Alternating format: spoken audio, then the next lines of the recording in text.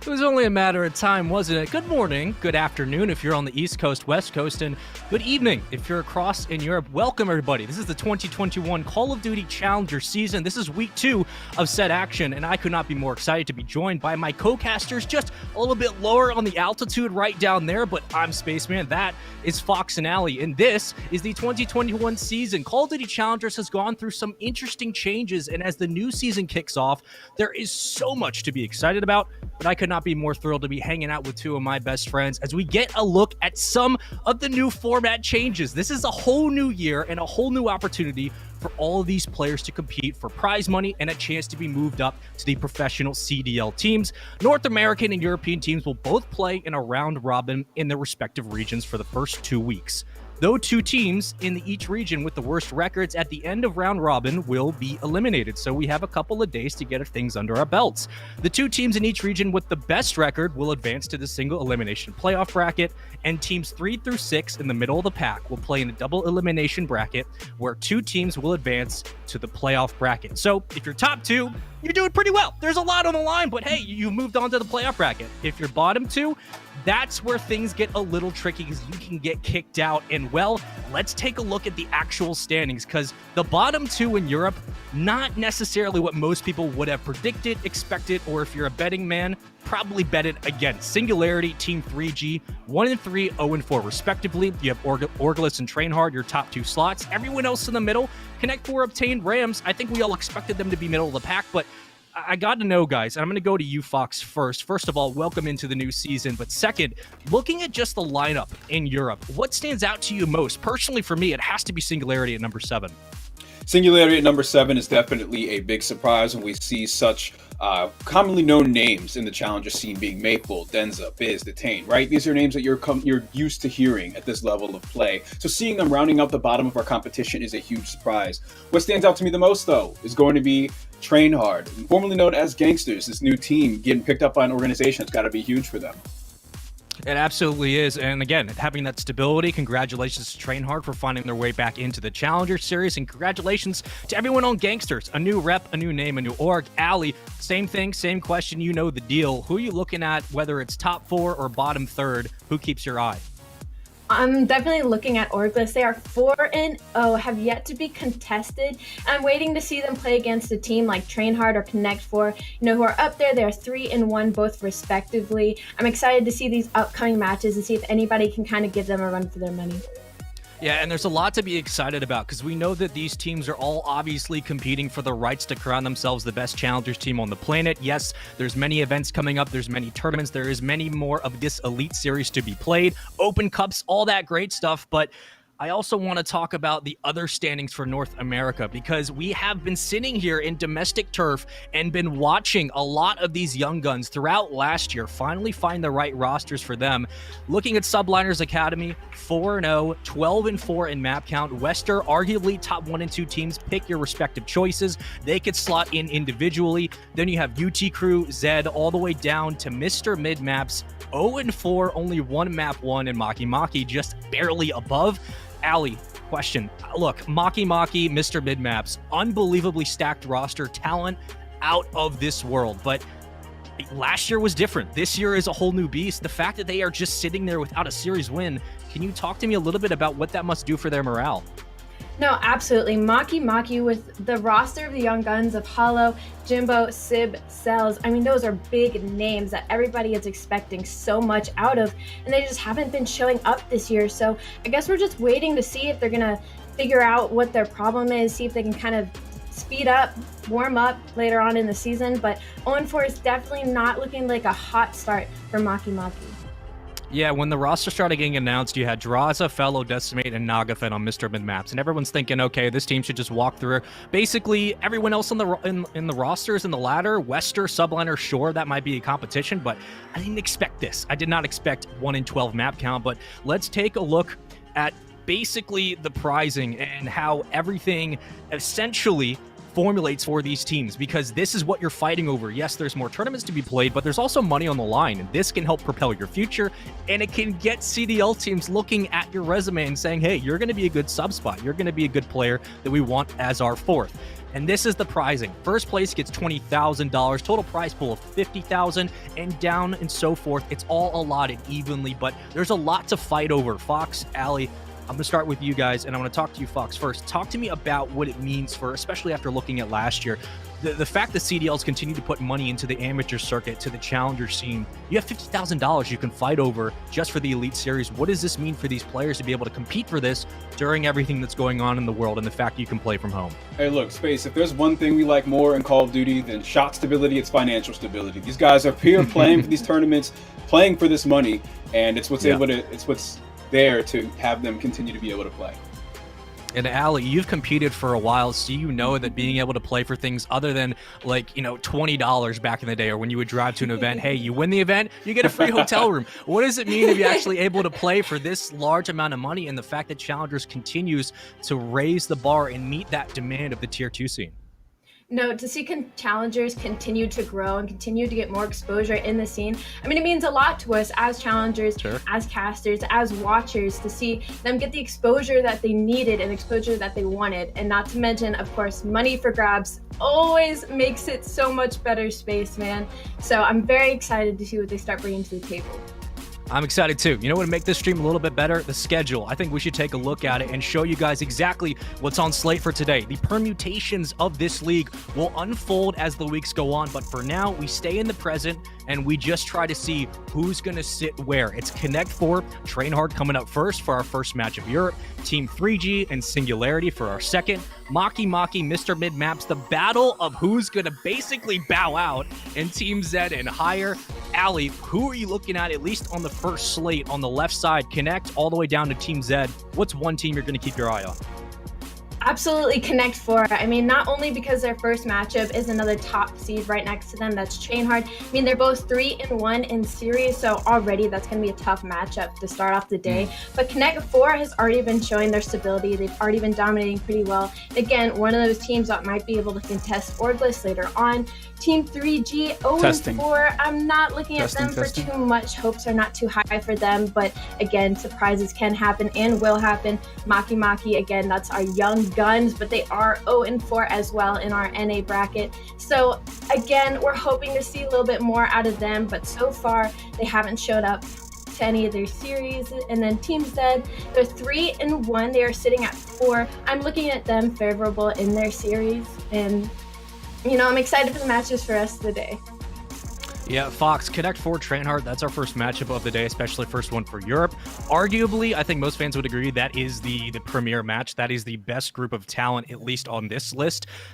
Record-wise, they have that in their back pocket. But I do look at Team Z, right? Zed, Jerd, Denz, and Tay. They were running with Sensor for a while early in the Cups. That doesn't really work out. But Team Z, I feel like, is on the precipice of possibly being top 3, top 2 in North America. It's just going to take a couple of decent quality wins. At the end of the day, though, you look at New York Subliners, you look at Wester, I feel like the depth in North America is much more extreme than it was last year. And yes, that is a factor of 4v4 and roster moves being made. But do you think that we're going to continue to see maybe the top 4 or 5 teams in North America be solidified throughout the season, or is there room to change? It's hard to tell. We're really early into the series. I'm going to say that there's absolutely room for change.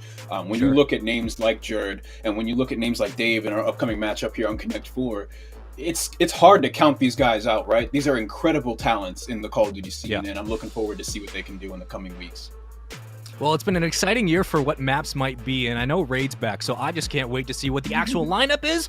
You know what? Let's take a look. Here are the maps of the series, folks. Connect 4, Train Hard, Hardpoint on Raid. Oh, thank you! Search and Destroy, Miami, Garrison, Control. Game 4, Hardpoint will be on Garrison as well, and a decisive, if necessary, Game 5, it will be Moscow.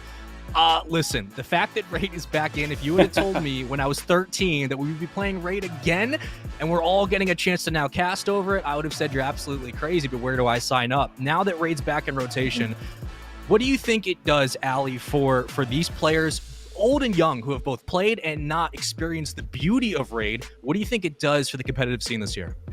I feel like it was a huge surprise because you think of our veteran players who have played on this map in a competitive standpoint, you think, they would go into this thinking, I have the reps on this map, they're already so good at it. Yeah. But I mean, the young guns, they also played on it too. Sure, they were kids. Maybe they didn't even really know about competitive yet, or they were coming into the scene. And then they finally get the chance to play on Raid in a competitive space. So I feel like it's exciting for both sides. I feel like it's surprising for both parties of veteran, old, and young. So it's definitely an exciting thing for the entire Call of Duty scene.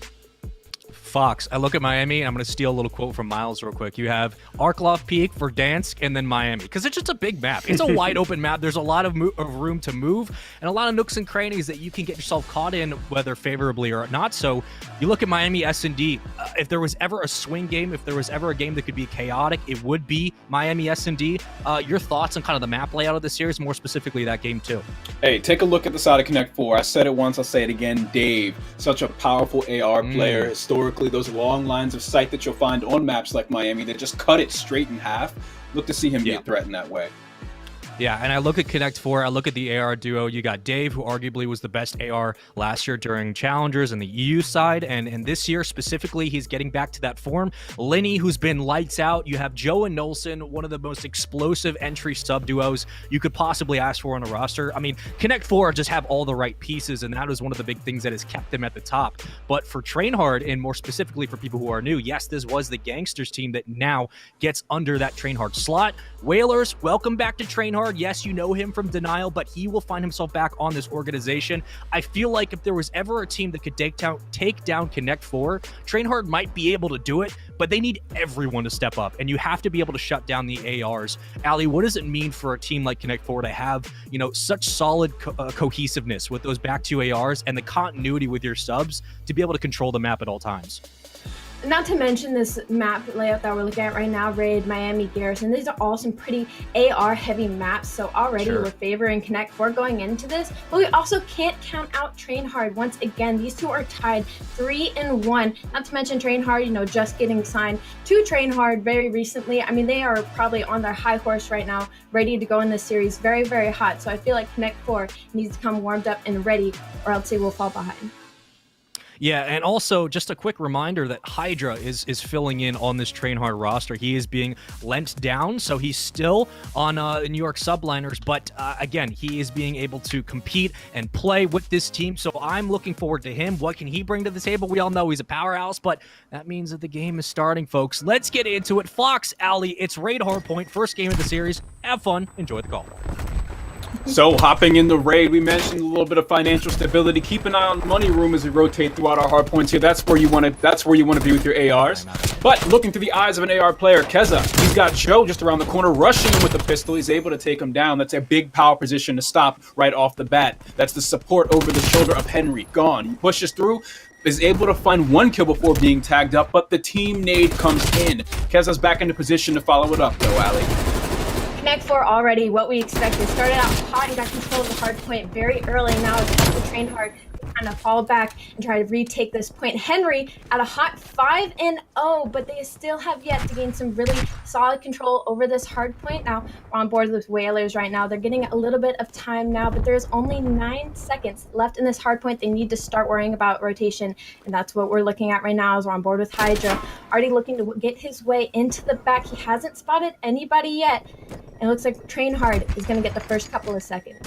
So again, this is where money room comes into play. The hill's just around the corner inside the kitchen, but they have to hold down that outside window. They also have to keep an eye on the mid push. You see those 3 red arrows pushing straight through the front. Still, though, all white in the kill feed as Hydra finds the most recent one.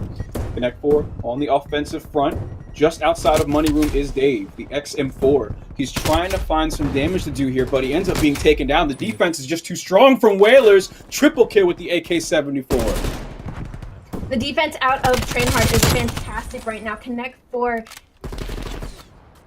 because Connect 4 cannot get in. They can't even slide in. The trades are not going in their way, but they do have spawns for next. So Connect 4 really need to lock it down here. They need a full 16. They'll be right back in this game, but Hardpoint right now, Train Hard 63 seconds to Connect 4's 11.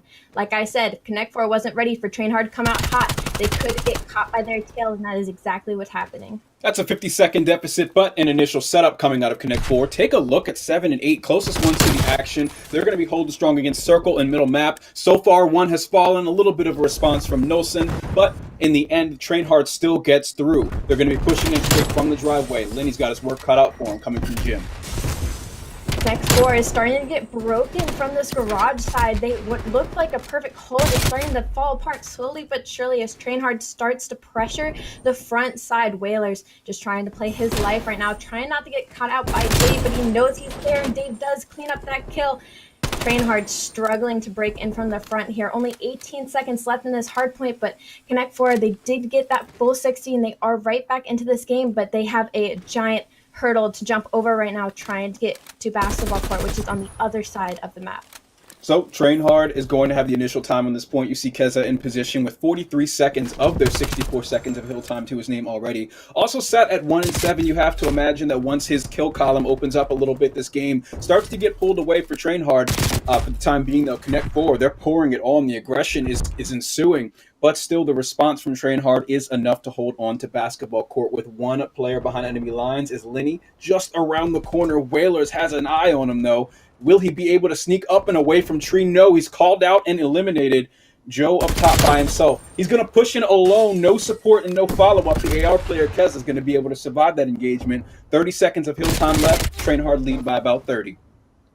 Hoping to see a little bit more patience out of Connect 4 as trades don't seem to go their way. It does look like they're going to get in for this last 20 seconds though, but again, they are very late on rotation. Trainhard still trying to contest this final 10 seconds.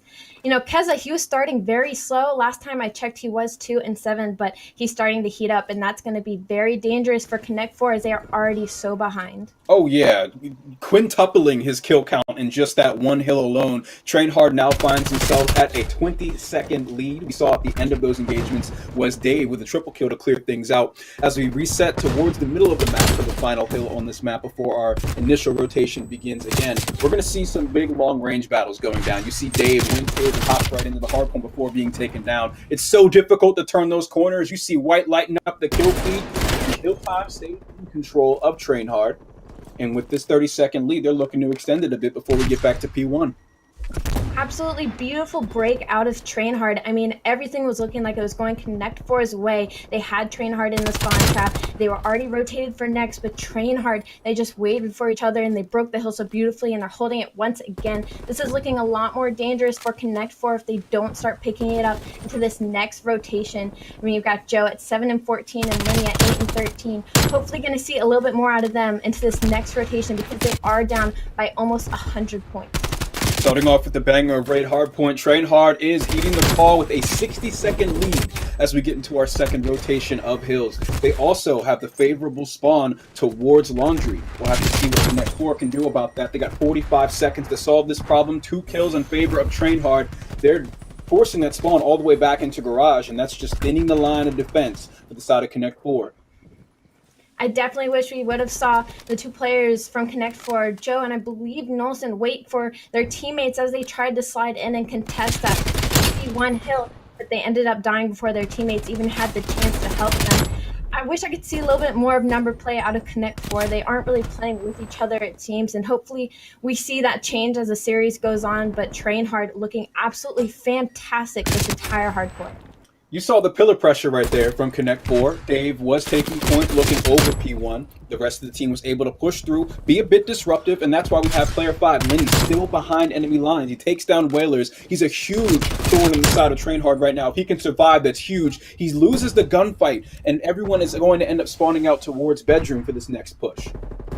Lenny is always trying to be a menace behind enemy lines, but unfortunately his teammates just aren't able to get there in time to help him. And again, we're back in this inside the hill. And it's 210 to 85. Connect 4 need to start pushing in together. They're flooding the front right now, and they ended up to break it for a couple of seconds, but that already is going to make them late on rotation as there is only 20 seconds left in this hill. We need somebody out of Connect 4 to start rotating, but doesn't seem like we're going to get any of that out of them right now. So already Trainhard set up for next hill.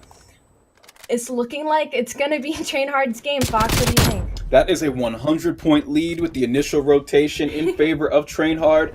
We're going to need to see Connect 4 step on the gas just like this. Take a look at the spawns. Players 1 and 3 spawning out way towards the western side of the map, killed on the trek towards the new hill. That's Dave and Linny opening things up for Connect 4. They're contesting the point. This is exactly the effort we needed to see out of them. It's game time, and map number 1 is shifting towards Train Hard unless Connect 4 can continue this.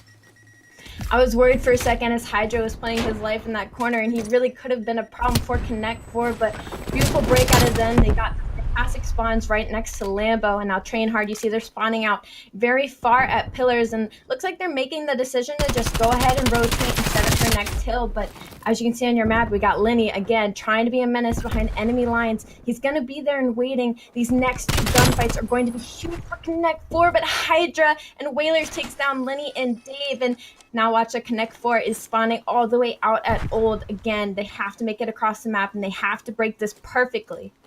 This is probably the best 60 to 120 seconds we've seen out of Connect 4 in this hardpoint so far, but they need to continue it because it's just 45 seconds, that's less than that, to separate Train Hard from closing out this map. They're in position. Joe's looking to make a difference with the submachine gun. You know he does on hardpoint, but still contested and tagged up. It's a tough battle. 2 at the top of the stairs, overlooking him. He can't even turn the corner, but they also can't hop onto the hill without Train.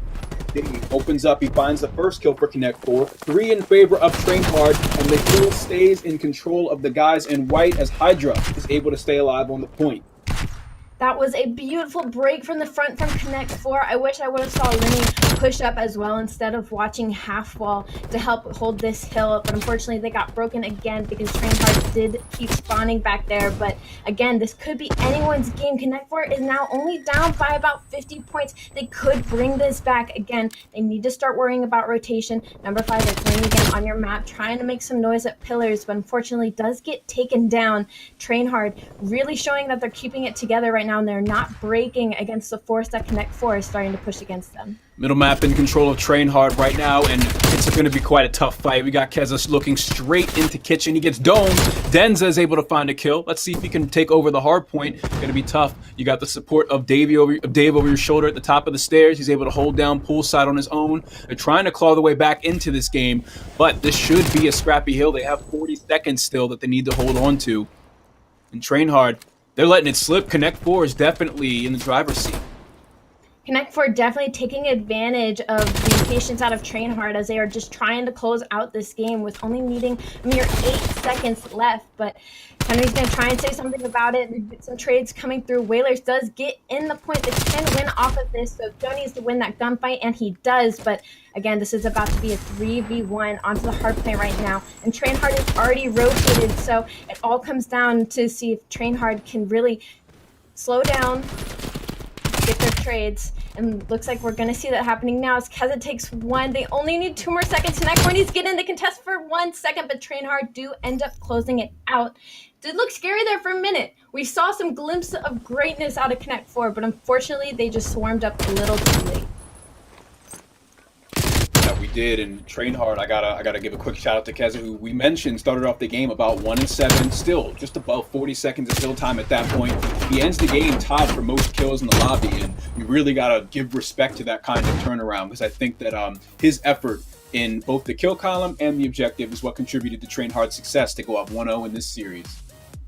Absolutely, and it was worrying because Train Hard, even with Keza going 2-7, had a pretty good lead over Connect 4, and once he started warming up, that was definitely pretty scary for them. But we did see, again, we saw some glimpses of Connect 4 starting to slow down and play for each other and play for each other's trades. So I'm interested to see if they continue going up towards the series or if we're going to see another game like that Hardpoint. That's right. Dave, that map as well, worth a shout out. Excellent XM4 play. We saw him holding major cuts down at Pillar. He had that patrolled. He had top stairs towards Pool on lock. And what else can you expect out of an AR player like him? Definitely hoping to see Connect 4 play a little bit more with each other going into this next map. We will be going into S&D, which, again, I would lean a little bit more towards Connect 4, but after that first map, I'm questioning a little bit. I'm wondering what your thoughts are going into this Search and Destroy box. Well, Miami S&D, as we get into that one, we kind of saw Connect Four heating up towards the end of that Hardpoint game. Hopefully, they can keep that pace. We saw the Hardpoint was a very slow start, and they had to constantly work away at that deficit for the next 10 minutes. In this S&D, you got to come out hot, right? You've shown that you've been able to keep up with them. You've shown that you can be proactive on the map. You want to show it in a game mode with 1 life per round. Absolutely. And so we're going to go ahead and talk about this Miami S&D soon. And Fox, so Dave and Nolson, they were doing their jobs on the map. What do you think was going wrong on the Connect 4 side of things that kind of make them slow down their pace a little bit? They were getting pieced. They were never winning the first or second engagements that we saw when they were trying to break hills, right? Even if you die first, getting that trade and then following up and capitalizing on your positioning is the sort of order of operations there, right? But they were losing the first engagement, and they would lose the second engagement, and they would fold and crumble individually. But throughout the rest of the game, as I said, things started clicking. They were on the same page. They know how to play Hardpoint, and they were able to contribute to what was a very competitive Hardpoint. So, all right, and we got a replay for us real quick, Fox, as I just heard in my ear. So we're going to go ahead and run that. Yeah, there were some awesome moments to look out for throughout this Hardpoint. We saw some crazy multi-kills on the Hardpoint. We saw some stellar flanks that resulted in breaking these hills. Looking through the eyes of Whalers right now, I mean, he was just doing that all game long with the XM4, right? Absolutely, and we were looking at Nolson right now. He's 10-5. He started out so hot. Like I said, Dave and Nolson seem to really be on their game. So hopefully we see a little bit more out of Lenny and Joe. I'm excited to see Lenny do some of his flanking coming up in this S&D, as he was behind enemy lines multiple times during this Hardpoint. So let's see if those hopes start paying off when it comes into the search and destroy. So if you're looking at the kill column, you see Kezo on your screen, who has just been up and up and up to this point. I mean, he was 1-7, sitting at 20-13 at this point. Towards the end, you'll see him at the top of both scoreboards with his kill count. I mean, the man was just a threat and a huge asset to the side of Train Hard in map number 1 here. We got to talk about Joe, though, too, man. This guy always does the dirty work. He's always in and around the hill. And you're absolutely right. He is 16-28, though, as we're looking, but he has 33 seconds in hill time. That is the least amount of objective on his team. So, again, maybe he just had a slow start, but I also want to talk a little about Train Hard. I don't know if you saw Keza's stat line there. He was 28-18, absolutely turned on the fire from what we had saw from them. So now I'm wondering if he's going to keep that fire and absolutely sweep out in this S&D. Yeah, looking at the S&D again, we're seeing some pretty storied players here that are experienced in Hardpoint and Search and Destroy at the highest level of competition. Several players in this lobby have had their time at our annual COD Champs events. These are our $1 million tournaments, so we're looking at experienced players playing in the Elite Series this week. I completely agree, and now we are about to load into our map here shortly. Now I'm excited to see what they are about to do here on Miami Search and Destroy. Now this is a very big map, you know, AR, very, very heavy. So again, we're looking at Dave and Nolson to kind of make some noise on this map. Train Hard did have a slightly better map count over Connect 4. So I'm wondering to see if Connect 4 will be able to keep their composure going in later to the series. Composure is what we need when you're playing for tens of thousands of dollars. You cannot let that slip. I mean, these guys are playing Call of Duty every day from the comfort of their own home. They just got to do it on camera for thousands of people. No pressure, right? No pressure at all. Now, Fox, what are your predictions going into this Miami Search and Destroy? I haven't gotten to see enough of both of these teams in Search and Destroy, especially on Miami, a map that's only used in this game mode. So it's a tough call to make so early. However, looking at how Train Hard is playing right now, knowing the history of some of these players on the roster, I'm going to give it to Train Hard. I think we're going to see a stellar performance out of Keza. I think we're going to see Dave as well do some real damage, and it should be an exciting matchup. Absolutely an exciting matchup. And Joe, I feel like it's a very objective all-around player, and even though we didn't see much out of him out on the Hardpoint, I do expect him to show up at least a little bit more going into this Miami Search and Destroy, which hopefully we'll be getting into here soon. We are waiting for us to load into the map, so sorry about the little bit of the wait, but who doesn't want to hear me and Fox talk about Miami Search and Destroy for 20 hours straight? Fox, have you ever played Miami Search and Destroy? Oh yeah, and I'm awful at it. I'm so ready to watch these 8 guys be 10 times better at me than this map. That's what we tune in for, right? This is Call of Duty at the highest level. The best that I've done in Miami is travel to the city. The gameplay is really not. That's not up my alley for this one. Do you think the map represents Miami very well since you have traveled there? I don't think I know enough about Miami, but I don't think that there are. I don't think they typically have 8 mercenaries running throughout the land, firing on each other. I think in ideal circumstances, this is all in game. So, looking at this matchup, I'm looking forward to how things unfold here. It should be an exciting game. Absolutely exciting game, as hopefully we will load in soon. So moving on from Miami, let's go ahead, get some predictions going on for the Garrison Control, talk about this map. Now this one isn't as AR heavy. It is a little bit more on the closer gunfight side. So I'm looking a little bit more on Trade Hard for that one, just because of Connects 4, Dave and Nelson. Again, in case I didn't say those names enough, they are, those ARs that we have been looking out for. So I'm wondering if maybe they'll get shut down a little bit going into the Garrison Control. Yep, Garrison Control Garrison Control and Hardpoint. We're going to be on that map back to back. A very, very interesting map in that we play it on all game modes in this series. Of course, having them 2 in a row should be interesting. Control, one of our newer game modes to the Call of Duty League. A very interesting addition. As you see, we're going to have 2 different points that they need to be able to hold.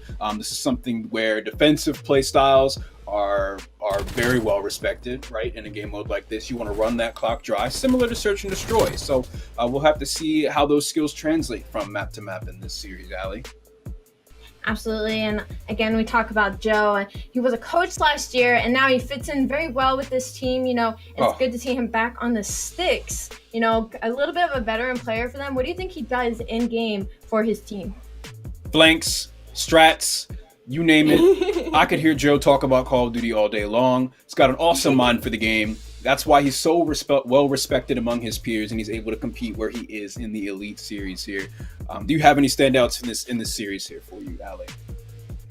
Any stands out for me? I feel like what really it's going to come down to is Joe stepping back up and Keza starting out hot for either sides. But looks like we're about to load into our map here. So we can finally get into our Miami S&D. Enough talk about Garrison.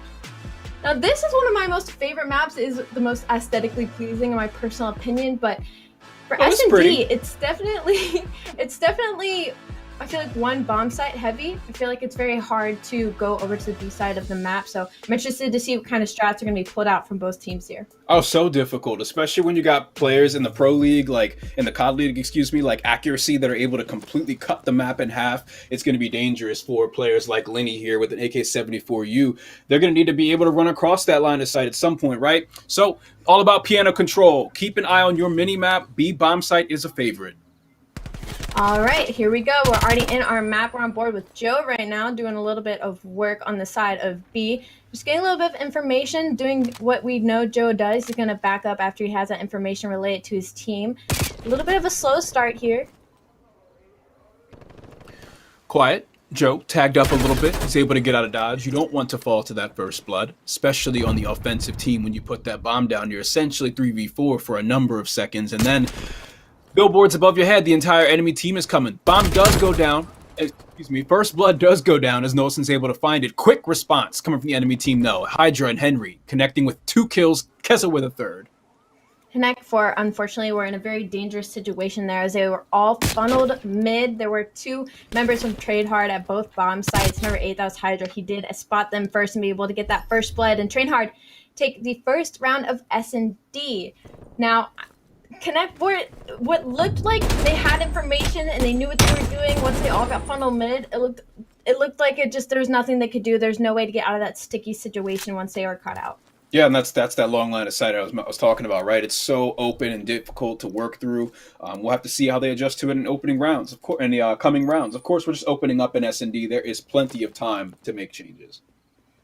Now, Henry, somebody we hadn't talked about too much, is 2-0 right now in this S&D already. On board with him right now. Looks like he's going to go top piano. Very heavy B-bomb push here out of Hard. Sending almost all resources towards it. One on the flank is going to be one watching the flank is going to be Hydra. Oh, real claustrophobic in here as grenades are detonating. Henry's still able to come out with a trade kill as Keza falls in front of him. Got a player on the bomb side just around the corner. We'll have to see what bomb carrier Henry is able to do. He's got Death staring him down just around the corner. Lenny pre-aimed with the 74. He's not going anywhere. The timing might have just worked out beautifully for the bomb carrier. Timing almost, but Dave is watching over Lenny. So we are in a 2v3 situation right now. Train Hard is down, and they do need to get this bomb down. And it looks like they're still going to try and lay it B, but they do get cut out. So Connect 4 answer right back with a round of their own. Unfortunately, not much they can do in that situation when you're trapped top piano with Dave staring you down. Yeah, Dave swats him like a fly off the balcony here. An easy shot and win for him from that dumpster positioning. You should expect to see players in that position often throughout this map. As we swap sides here, it's now going to be another offensive attempt on the side of Connect 4. We're looking to the eyes of Dave, who got around in kill cam. All right, on board with Dave, we have Connect 4 on the offensive right now. Looks like we're going to see a little bit of an A push once again. Last time they did get caught out in the middle. So we'll see what they learned from their previous rounds. Keza trying to spot one. He hasn't seen them yet. Looks like he got a little bit of information on Joe there. He didn't tag his tail just yet. But no rotation out of Train Hard yet. We still have 2 members at the B site. Yes, Ali, we have Henry and Hydra holding it down at B. Dave was able to work with his team to get over towards the A site as he overlooked the middle lane. Bomb's moving up. Bomb is actually closest one to the action, but out in the open here is a dangerous spot to be as player 5 and player 4 are staring you down. Player 5 and player 6 are staring you down. All right, a little bit of rotation out of Train Hard. We did get one member from B coming on their way back, and Connect 4, they're trying to catch something, but unfortunately Keza is just not letting anything pass him, and he hasn't been able to tag them up just yet, but knows they're there. Clock is running down. There's 25 seconds. This bomb needs to go down on the side of Connect 4, and it looks like that's what we're about to watch right now. Like I said, Joe with the objective, but he does get cut out by Whalers, and all of a sudden it starts to fall apart for Connect 4. So Dave is pretty far out of the action, but with an AR, he should be able to cut anyone down the sides to set up for the flank. So far, no one has done that. We're seeing the bomb start to go down with just a few seconds remaining on the clock. It's Lenny that's able to do it. Another 45 seconds added. And now we need to see a defuse. It's Henry in a 1 versus 3 against Connect 4. Hydra hoping to catch that bomb plan out, but Nolson watching over his teammates is now a 3v1 situation. Henry left on his lonesome is going to be called out. Ooh, nice snap onto Dave, but unfortunately it was not enough. Connect 4 do end up turning around the round and taking it up 2-1. Shots like those is why we watch the pros play this game. Woo! The instant snap, dead center onto his body, and is able to piece him while getting fired on from range. And again, we see another impressive clip from Nolson. Some beautiful teamwork out of Connect 4 that I feel like we were missing in our first Hardpoint. Nolson, 5-1. Absolutely being a menace on the map. 4 in a row for Nolson. We're looking to the eyes of Whalers of Train Hard. It's going to be our offensive team. It looks like they're mounting some effort towards the A site. All 4 players committed to it. We do see Lenny holding down piano alongside Dave. And a bit of an aggressive play coming from Nolson and Joe. They're pushing up real close to danger here. Tacticals are going off. Keza knows there's someone on the other side of this boat. He does not want to push up until he has more information or comes out with a full of blood in his pocket. Train Hard answering with an A push of their own, but virtually weren't able to get any quick picks, so we're seeing a little bit of a rotation. You see Hydra in the back with the bomb. They're all stuck in their spawn right now. Unfortunately, I feel like they played that a little bit too slow because now Connect 4 has the information of where they were trying to go and where they are probably going now as we're on board with Dave. He's trying to see any mid-cross. It looks like he catches somebody a little bit off guard, but no damage done yet. Number 3 on your minimap, that's Joe doing what Joe does, hitting a very long flank. He could get incredible timing right now if he plays it right. That is 3 players with their back turned. We got to be used to being in these positions, right? Seeing Joe behind people. 2 on site. Closest one is Lenny. Bomb is going down. Just a few seconds remain. We'll have to see how they collapse onto it. Joe, everything is starting to unfold. He finds the first kill. Can he connect with the second? Tagged up and gets away with his life. The bomb is still planted. That's 45 seconds on the clock to defuse. Joe is last alive. Maybe the flake took too long. He's got 1 kill, 2 more to go, and not a lot of time to work with.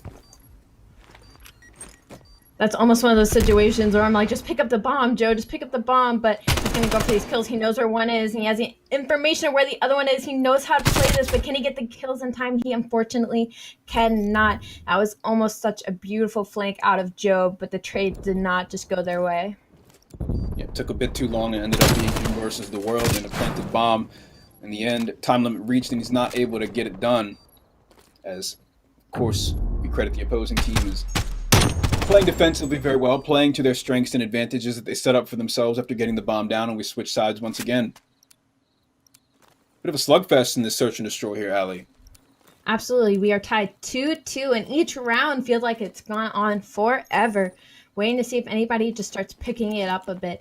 I've been seeing these A pushes, and they look so good because only 2 defensive players are usually there, but unfortunately, no first bloods come out quick enough to be able to take over that bomb site. Looks like we're finally getting a full B push now. We're in garage with Nolson. Nothing caught yet. Rush B don't stop for Connect 4. They're pushing in. First gunfight goes down as Henry's able to stop Lenny. Again, getting away with his life, waiting for support. Still, he sticks him. The submachine gun battles are won on the side of Trainhard, and that stick ends up finding 2 bodies to connect to. Just 35 seconds left on the clock as bomb is down at B. Nolson working this gun engagement. He ends up losing it to the pistol of Keza. And now it's a 1 versus 1, Keza versus Joe. Keza's going for the defuse. Joe has to peek this corner in time. He might not make it in time. He has to instantly kill him off the bomb, and he doesn't get it. Keza gets the defuse out of Joe's flank for just taking a little bit too long. Absolutely incredible call out of him there, because if he had picked that up just a second later, he would not have gotten that defuse. It's so tough to be in a situation where you have to make that call over Joe. He's someone that's so good at making these flanks almost to his detriment, right? People know his play style. People know that he wants to play out that time, and seeing that player stick it right away might have been that heads-up call. Looking at the kill feed, we're seeing Joe meet Nolson and Henry with breaking 5 kills. Currently 5 and 4 after that round. Still Trainhard up by 1 as they find themselves in their next offensive round. We look at Joe for all the flanks, and they have been, going his way a little bit. Just needs some help from his teammates. But Lenny, 1 and 3, I feel like he's also somebody on the map that likes to play a bit behind enemy lines, and I almost wish I would see that a little bit more out of him during this S&D. But right now we got a hard B push going on. No trades out yet, but a little bit damage done on Henry. But again, they know where the team is. We might start seeing rotation out of Connect 4 from the A side, as they've gotten no information from mid just yet. Nothing from mid just yet. However, we do see Dave finding a kill on the Hydra. This full commit to the B site might end up unfolding before their very eyes. As being first-blooded when you're in this site is not a good feeling. We should start to see Connect 4 collapse onto this site. But it looks like player 3 and player 1, it's Joe and Lenny, are just going to play patient. By their time, they got the positioning advantage. They have a numbers game. They have the numbers advantage as well. And you can see all they got to do is sit pretty. Play out that time.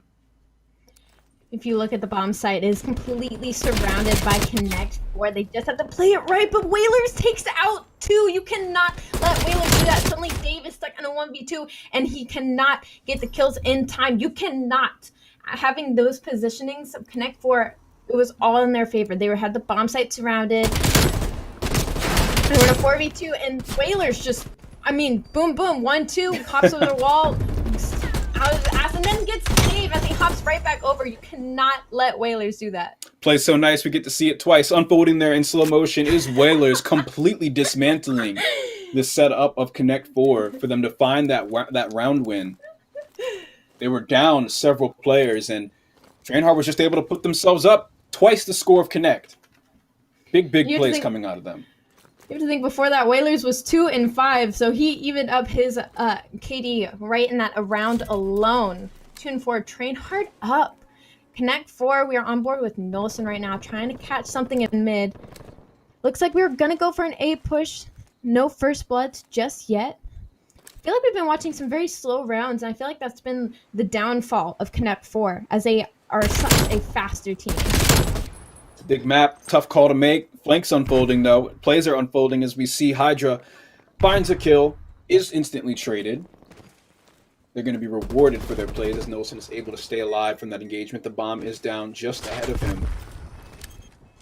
And as he picks it up, it looks like he might have no choice other than to commit to this A site. Those white arrows looming so close to him. Players 5, 6, and 7. Keza, Henry, Whalers only losing Hydra in the opening engagements. They have a great numbers advantage. If this bomb were to ever go down, it's all on Lenny for the support.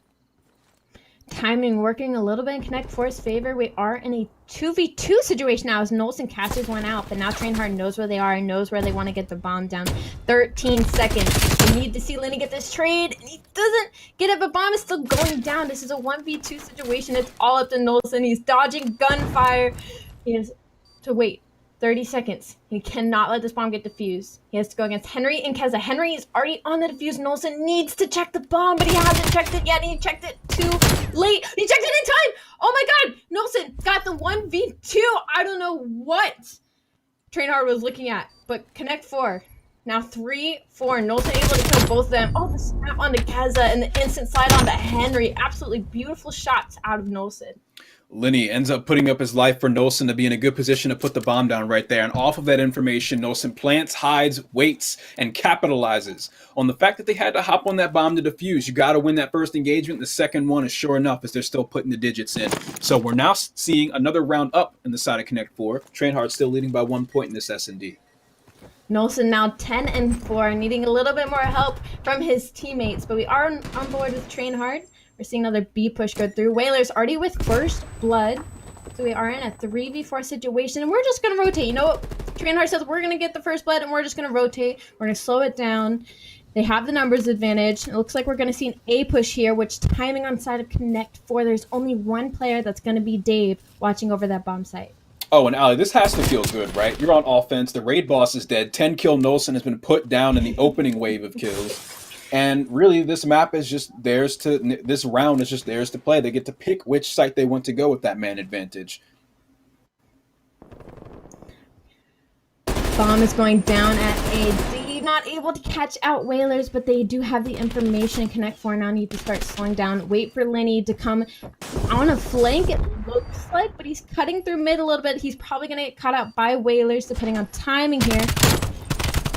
Joe able to find one, but he does get taken down. That is now 2v3, 26 seconds left on the clock. Certainly a big play could have unfolded there out of Joe. Hydra still in position. Trainhard finds another round to win here. Again, getting that first blood and being able to select your bomb site plays out into another round win, putting Trainhard at game point for map number 2. I can only imagine Nolson in their ear right now, like, come on, guys, just because I'm dead doesn't mean we can't win around Henry. Beautiful shots out of him with the AK-74U. Trainhard probably feeling fantastic right now. They did win the Hardpoint. They are up 1-0 in the series. Round count 5-3. Still waiting a little bit more out of Lenny. We are on board with him right now. And like, it's going to be a hard B push out of Connect 4, which this is going to be very unfortunate for Trainhard because they have sent so much utility towards the A side of the map. This could be a very, very favorable situation for Connect 4. Running straight into it, we're seeing the full committal from Connect 4 onto the B site. Really only one player close to do some damage. That's Henry. Putting down shots at range. He's not able to do too much with it. And with this bomb being planted, this offense has now been turned into a defense. Sides are switched. We'll see how they respond on rotation. Trainhard's doing very well. Henry didn't let himself get caught out as first blood. He got some damage in. They have the information. Number 8 on your map, that's Hydra. He's going very, very long flank, but Lenny, he knows what that's like, and he's on the hunt for him, but timing, he slips right past Trainhard, making their flood in. No trades going out on the side of Connect 4. Is now a 2v4 situation. They still have not found Hydra in the back, and Lenny is left by himself. 1v3 situation, unfortunately not able to take it through. The S&D will go on the side of Trainhard. I mean, Trainhard just came through and pulled them apart with no problem, right? We got a player that just broke 11 kills in the lobby. That last round, after they got the bomb down, they just crumbled. And Trainhard was able to find themselves up 2-0 in this series. Pretty exciting S&D. We saw some awesome performances out of players like Nolson. Unfortunately, when he wasn't around, neither was the team. I mean, it was It's funny because it was all for Connect Four in that final round because it was only Henry at the palm site. But you know what? He didn't need his teammates anyway. He managed to get the information, get in some damage, and get out and wait for his teammates. And Train Hard just are playing so much more as a team than I feel like we are seeing out of Connect Four. And Connect Four are just looking a little bit razzled right now. Oh yeah, they're definitely looking shaken. Even off of the great performance from Nolson, it was just a more cohesive effort from the side of Train Hard. We saw First Bloods play out as expected for most of that Search and Destroy. Moving into our next map though, Ali, we have Garrison up 2 times in a row. Train Hard being up 2-0 in this series. What are you expecting here? I'm expecting Connect 4 to come out hot just because of Linny and Joe as their AK-74Us. They're fantastic players. Their flanks just haven't been kind of coming through, I feel like, recently. So with a more head-on game mode like Control, I'm expecting to see a little bit more out of them. But Train Hard obviously coming off of a hot streak. They are now 2-0 in the series, so they're obviously going to be feeling very cocky going into this third map. They got to be feeling good. They have to be feeling good. I mean, we saw a highlight reel worthy moments in that last map. We saw an awesome start out of the Hardpoint, our first respawn game mode in this series. And as we get into the second one, Control on Garrison. Train Hard looking to close it out with a 3-0 victory as Connect 4. They're fighting for their lives in this series. And again, if you're just tuning in, these are 2 of the best teams playing in the European region for the Call of Duty League Challenger Series. It's going to be an exciting finish for sure. Absolutely. And we talk about Dave being such a fantastic AR. Let's talk about Henry. I mean, what we just saw in that SD was absolutely incredible. And I wonder if that's going to be a little bit of a head-to-head battle that we are going to be watching going into this Garrison Control. I do wonder the same. Getting into this Garrison Control, again, Train Hard looking to close it out at 3-0. These guys got to be feeling really good right now. I mean, the ink is still drying on the contract for their new deal, getting picked up by Train Hard, right? Previously known as Gangsters. They're coming into their first series since then at 2-0. And I mean, this is just an exciting start for the Challenger Series for them. Absolutely. And of course, we watched Nolson kind of blow up in that S&D. So again, we're just wondering now if Connect 4 can maybe run with that and also maybe regain his teammates a little bit and come out hot here. Because of course, these are 5-map series. Anything can happen. You know, the third map is always a little bit of a switcheroo. We've always seen, we've seen reverse sweeps before. So, it's nothing new. And these are 2 very top teams. So anything could happen. But I am favoring Train Hard going into this Control. Favoring Train Hard's probably the right call, seeing them up 2-0 in this series, but do not despair, Connect 4 fans. Your team has been putting up a fight so far in this series. Map 1 and 2 were certainly not easy, though Train Hard had their easy moments where they were able to easily have their way with the side of Connect 4, but still, it's been a competitive series. This could certainly go the distance. We're seeing the same map 2 times in a row. This would be some incredible momentum for Connect 4 to find, as well as the map that they need to win for this series to stay in it. Now, these are 2 top teams, Connect 4 and Train Hard. They are both standing at 3-1, so this isn't completely do or die for them just yet. But, Connect 4 coming out of this series, I do hope they take that. They need to wait for each other a little bit more, get their trades out, slow down a little bit and play with each other. I hope that's what they take from this series going forth. But again, anything can happen. We are still have Train Hard up 2-0, and we still have to go into our Garrison Control. And after that, if Connect 4 is able to pull it through, that will be Garrison Hardpoint. So maybe they can take that momentum and run with it. But Train Hard looking fantastic. I mean, they're playing together incredibly well. Henry taking over in S&D. And now going into this Control, I mean, I'm excited to see all of them kind of take that step forward and do what they did in the Hardpoint. Right, and if we take a look at the previous performances from these teams, I mean, these guys are used to 3-0 victories, right? Connect 4 was able to 3-0 Singularity. Gangsters, again, now known as Train Hard Esports, was able to 3-0 House Tarth, the higher seed in that instance. So that was week 1, day 1. Week 1, day 2, we saw Gangsters actually 3-1 Team 3G. And we saw Gangsters 3-2 obtain. So in the second day, they end up going the distance. First day, they came out hot. We'll see if they can get back on that streak. I absolutely agree with you. Now we'll be loading into this map hopefully soon. Garrison, a fun map. I'm a pretty heavy AR player when it comes to myself in my public matches, so can't say I have too much fun on it. But what about you, Fox? Again, I'm about to watch 8 people that are way better than me at this gameplay. This is why we're here. Fine. This is a learning experience. Certainly. I hope I'm learning something from these guys. I could use an ounce of their ability in this game. I'm sure we all could, right? Garrison Control, though, it's not something that we've seen in terms of gameplay. I know that earlier you were mentioning the prevalence of ARs in this series. Is that something that you foresee on Garrison as well? No, I do, because an AR, I feel like in this game can definitely take over a map, but Garrison is a little bit more of a close quarters, so I'm expecting to still see a little bit more sub fire. You know, our subs come out a little bit hotter than they have in our previous maps. So again, I'm looking at Joe, I'm looking at Linny, you know, looking at Hydra, I'm looking at Cousin, you know, hopefully come out hot here. But again, I feel like it's gonna be on this Garrison. I'm excited to see Dave and Henry go up against each other. Oh, for sure, especially when we're taking a look at positions towards the satellite, right? The radar area, P2 on Garrison. You're going to see AR players just kind of sat pretty behind those big green boxes, pre-aiming that doorway just ahead of them. But as you mentioned, the submachine gun play, that's where it comes into effect. That whole bricks area is just submachine gun player heaven, to be able to avoid the long lines of sight out from those trucks. So we'll see how it all unfolds. Getting into this Garrison Control, it should be an interesting one. All right, looks like we're starting to load into our map now, so all of our questions will soon be answered. Now, Garrison Control. All right, here we go. Kicking things off, we're looking through the eyes of Hydra of Trainhard, excuse me. Looks like we're going to have a bit of a reset here. Again, Garrison Control is the third map in this series. Trainhard finding themselves up 2-0 in the series, are hoping to close it out even here. On their first day of week 1, they were able to find 2 3-0 victories. Day 2, we saw a 3-1 and a 3-2. They're looking pretty well positioned to close it out in a similar fashion as day 1. But Connect 4, they've been putting up a great fight. And we're just going to find a little bit more information as to what's going on with our reset here. Make sure all 8 players are set, good to go for this matchup battle.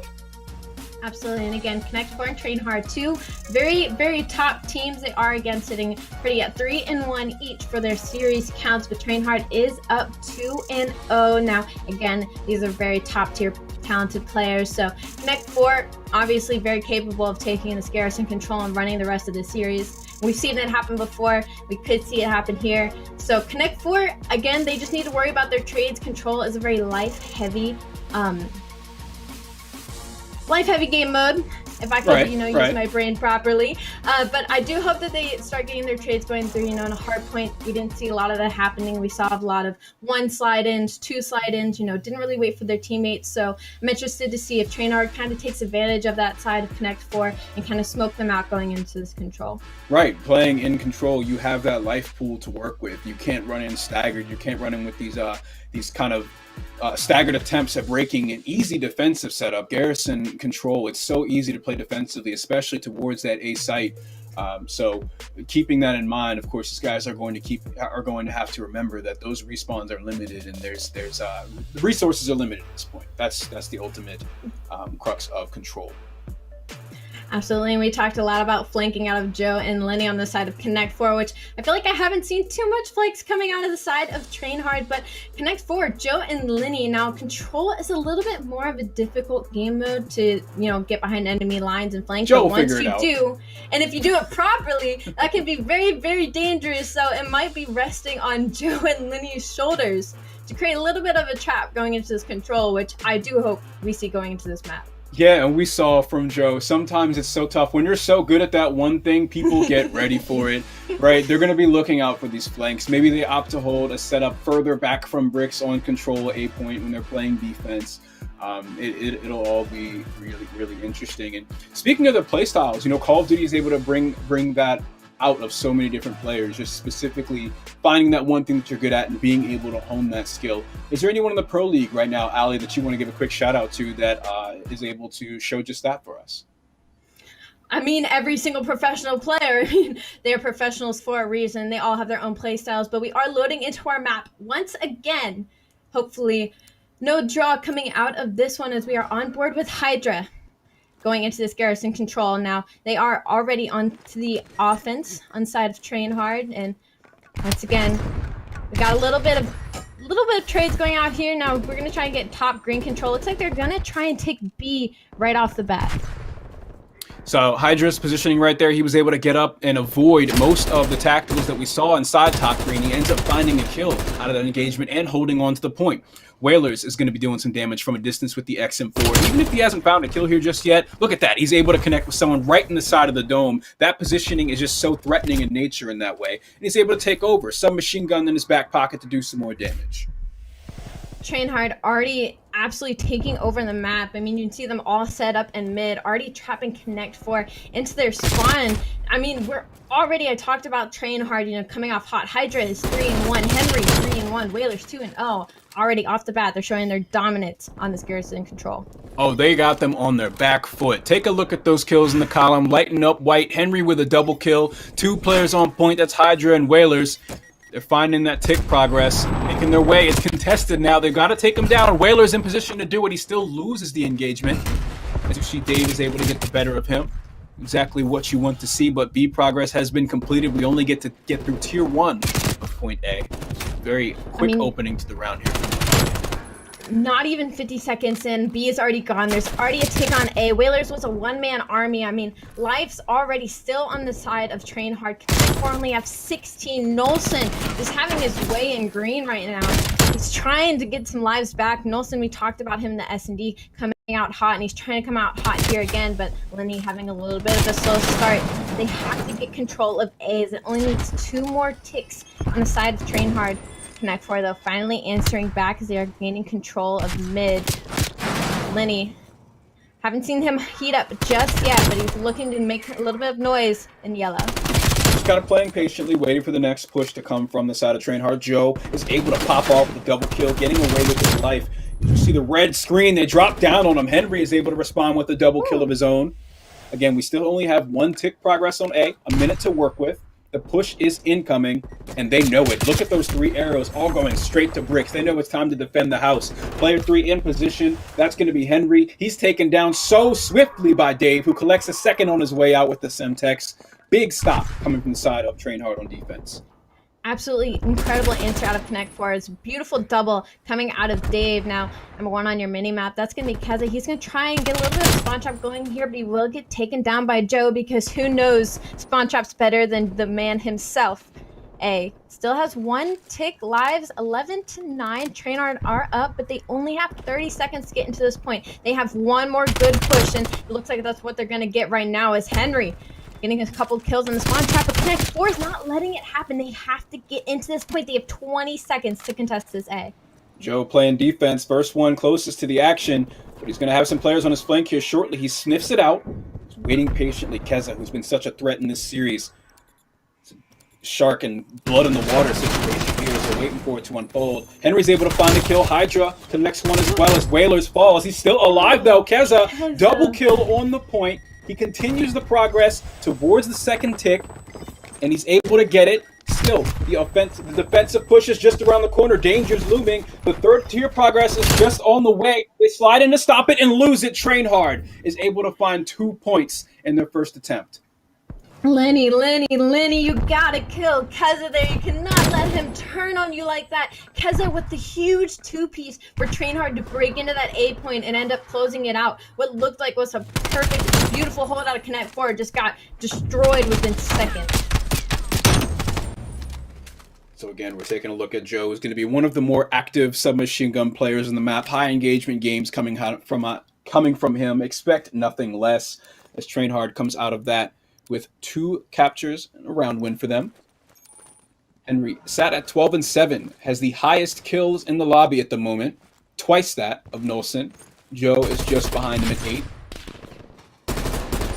Things up here. We're looking through the eyes of Dave, the AR player, not super close to the action besides what's unfolding in green. We do have Hydra looking to set up for the flank. He's sniffed out and shut down. 2 kills for Trainhard to Connect4 so far. And Keza also cut short. Dave has been a huge asset to the team in the opening moments of this round. Tick progress underway on B site. Beautiful quick clear up from Connect4. They answered right back to Trainhard's opening start with their own. Trying to do a little bit of the same thing, getting a tick on A, but unfortunately they do get taken down by Hydra. But B almost over halfway gone now. Trainhard doesn't look like they want to give it up just yet, and they're able to stop it right before the second tick comes in. Keza already on a hot streak, looking to make some more noise. Henry being a menace in the middle. Looks like he's going to try and go for a little bit of a spawn trap here as he might catch out Lenny. And Henry still... Oh, he ends up getting caught. He ends up getting caught out by Lenny. Hydra finding a double kill, though, could be huge for the positioning on the middle of the map. He's able to stay alive after it all, and that's going to be huge for the defensive front. We saw an interesting attempt out of the side of Connect 4 as they started that B progress. They tried to get some work done on A at the same time. It ended up working out for them in the end, but progress on point B is still something to take mention of. 25 seconds left on the clock, though. They don't have a lot of time left to work with here, Ali. Lenny's on point.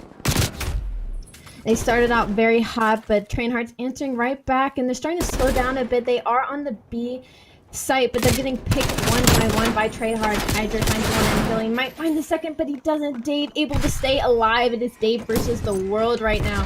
He's trying to get this B point. It only needs a little bit more, and they're able to get it, and he gets Keza. But A is such a hard point to break. Another minute put back onto the clock. Lives 14 and 17. Connect 4 are up. Looks like they're going to try and hit it from the back. This is something Trainhard I don't believe was ready for. This could be the perfect break that Connect 4 needs to get this A very, very quickly, and that's exactly what they're going to do. And right there for that last point, just want to shout out on B side, it was Nosen and Dave. You got to give them credit for that break, shutting down Hydra, the player that has the most kills in the lobby, and almost all of them being on the objective. Take a look at that, 12 out of 15. And he was also the first one to be shut down on the A side as they got their first point. Dave is on a 5 streak, looking to keep it going as him and Lenny are lighting up the kill feed. This should be more progress for the side of Connect 4 and Trainhard. They're spawning so far out, and that tick progress is close to completion. Let's watch it all unfold. This looks to be potentially the closing moment to this round. Fantastic hold out of Connect 4 there. They pushed up into the spawn, got those kills, and once they started getting picked off a little bit more by Trainhard, they backed up and played closer to the point. Beautiful round out of them. It is now 1-1 in Garrison control. Connect 4 not going down without a fight. Look at this man, tearing it up with the XM4. Lights is closed as he connects with his third kill here shortly. Finding the fourth. I mean, we saw towards the end of that 5 streak just how much damage he was able to do. Such a dangerous player when he gets that hot hand going. Absolutely. It felt like Dave against the world on that point. Let's see if they can do it again now as they are on defense, and we saw how that went in the first round, but hopefully they can come off of that hot streak and answer Trainhard a little bit more. Henry and Dave opening up the round with the most kills in the lobby. Hydra previously still sat at 15 just behind them. We saw in the closing moments of the previous round that players like Dave and Nosen were able to pull it on and kind of invalidate him a bit.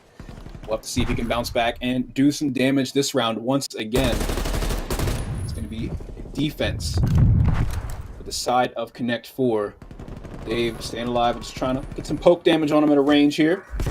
One player just around the corner. He's the first one, the closest to the action. He's going to need some support here shortly, though, as he wins the first engagement. Connect 4 getting picked apart little by little here by Trainhard. Lives are pretty even across the board, though, but map control is definitely on the side of Trainhard currently. Connect 4 is all funneling through the A site while they're losing B once again. Looks like the full commit out Trainhard here. Nosen gets killed in top green, but B site...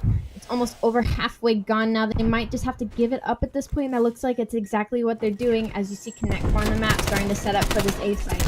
And here it is. Shortly, the action will be unfolding through bricks. Henry opens it up with a banger of a double kill before being stuffed by Joe.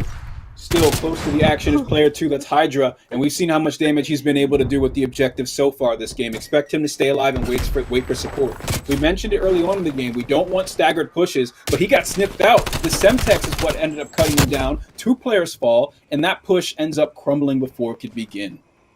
Nosen and Lenny able to take back over mid control. Trainhard now only 19 lives on Connect 4, 16. They are still up, and they still have a minute and 30 seconds to work around this A site, so they definitely have time. But Connect 4 is starting to get picked apart here out of top green. There's no trades coming through. 6 and 5. That's going to be Joe and Nosen on your map trying to hold it down, all on their lonesome. Keza and Hydra looking to kind of catch him by surprise. Hydra finds one. Will he find the second? He will not, but he does get traded out again. There are those fantastic trades coming out on the side of Trainhard. No serious control taken over yet, though. Not just yet, right? Henry still on point, though. You have to keep that in mind. He's been a player with great survivability around the objective. 17 objective points so far for him. Nelson isn't scared, though. He's rushing straight forward with the pistol as Henry ends up getting taken down. Hydra comes through to follow it up onto Nelson. And the defensive front's coming in. Take a look at the life pool. Pretty close on both sides. 11 for the side of the start. 10 for the side of Connect 4. Kills are going down. It's a dogfight on the Hardpoint as Hydra comes out on top with a double kill, connecting with the third before being shut down. And again, the support is just around the corner. Henry comes through and finishes the job. We're all the way through the second bit of tick progress, and they're trying to find the third, but Joe slides in for the hip fire. Joe is doing what Joe does, and he was coming up from behind from green and got 2 picks, but Hydra just turns and burns and ended up getting 3 kills, which allowed his teammates to spawn back up and come back and contest this kill. A is almost gone. Connect 4 have to get in, but Trainhard just keep coming, and Trainhard ends up to take the round. What a beautiful play out of Hydra. I mean, he was just turning and burning on Connect 4. Looks like we're going to get a little bit of a replay of that right now. There goes Joe. There goes Lenny. Oh, man. We're about to see Dave go down as well. I mean, beautiful plays dangerous. out of Hydra. He was just so dangerous all game long. We still got a bit more to play, but expect to see more of the same from Hydra. Towards the closing moments of round 1, we saw what Connect 4 was able to do when they needed to answer him, but they need to have it happen again here as Trainhard, again, at map point and match point. How's it all going to unfold? Being a little bit of a back and forth game here, so I think it all comes down to this. Trainhard need to take this round right now to close it out here 3-1. Connect 4, though, having a little bit of something to say as they do have mid control. Keza trying to make a little bit of damage, but he does get taken down by Nolson. Uh-oh. Dave, he slipped the net. He got behind them, loses the engagement against Hydra there, though. So it ends up crumbling, but the push towards the B site is still ongoing as Nilsson is holding that contest spot so no one can turn the corner on lights and sit. But they end up sticking him with Semtexes and firing on him from all sides, and he's taken down. Tick progress looks like it was made, though, as the first one has been obtained. We're working on the second on B site. Whalers going a little bit on a flank here. Connect 4 does not expect this, but does he get a pick? He does not, but he does get called out, which causes all of Connect 4 to turn around, which could have been a good timing for Trainhard to collapse on this point, but looks like we're just going to give it up for now. Give up B, start setting up for A. We've seen this happen plenty of times before. Maybe changing their mind a little bit here as they're sledding into the B side. No, it's almost gone. They do get taken down by Nolson, but they do get him off the point. So now we are decapping the B side. Connect 4 cannot let that happen, and now Hydra is making noise, pushed up in the spawn. This is looking like a very dangerous situation for Connect 4. They only have 40 seconds to get this final ticket B. Unsurprisingly, Hydra was in the mix. Good kills to stop the objective progress right there, coming out of Trainhard, and Hydra's still alive from that wave of engagements. He's trying to hold off Lenny, he's been able to buy a lot of his time here to this point. As we look at the scoreboards, it's pretty even in terms of lives remaining in the life pool. However, there's just 30 seconds left in this round, and progress is being made on the B site once again. So it's all eyes on A as efforts are pointed towards the final point on the Lives pretty even across the board. It is 17-18. Connect 4 up 1. But Trainhard do have control of this mid right now. There goes Joe. There goes Dave. Lenny, though, heating up a little bit, able to take down 2 in mid, but they are just spawning so far from the A site. They do have 1 minute to get back in. Connect 4 trying to break through this front line of Trainhard. These trades are huge coming out in the middle. Looks like it's going in the favor of Connect 4. That's 2 down for Trainhard. If they're going to make a push, they have to make it now. Dave meeting Whalers right there and even being able to shut him down was huge. Otherwise, Whalers would have been able to flank and stop this push. Still, the play is not over just yet, as they were able to spawn up so close to the site. Got to win the second round of engagements. Closest one to the action is Joe. Again, always expect him to be doing the dirty work with that machine gun in hand. We've seen him die at this part of the map so many times before, and that's because bricks is the point of contention. This is where you want your sub players to be. They're all pushing in. Joe's able to connect with some huge kills there. He's traded out so quickly, though, by Keza's double kill. He has been crucial this series. 20 seconds left in the round. Point progress has been halted to this point. That was such a beautiful break from Connect 4. That's how we watched them break it in the early rounds by breaking into their spawn through bricks and getting all those trades. But this time, Keza was ready for and able to get those 2 kills. And unfortunately, only 1 player of Connect 4 was left in the A site to fend for himself and all of the Trainhard coming off spawn. 3 seconds left. Doesn't look like they're gonna contest in time. Joe, though, is behind enemy lines, and Dave's there to back him up. They have to hold here. They have 1.7 seconds. They cannot let a contest come through. Train hard. Need to play it slow here and wait for their teammates and just play the time. Half the site gone now at A. Train hard. They're not getting any picks. Keza gets one. Hydra gets one. They're sliding in. They have to get the trades going out. It's Joe on his lonesome. He has to defend it. Close City. No, that's going to be it. Train hard. They're able to close out this series 3-0. And if you are a Train Hard fan, you have got to be thankful for someone like Hydra, who was able to find so many crucial kills around the objective that series. Really big shout out to him for his performance in this series. Again, looking through the eyes of Keza for the round and kill cam, he contributed as well. And really, this series overall, although it ended 3-0, it was highly competitive, Ali. We saw a good series just now.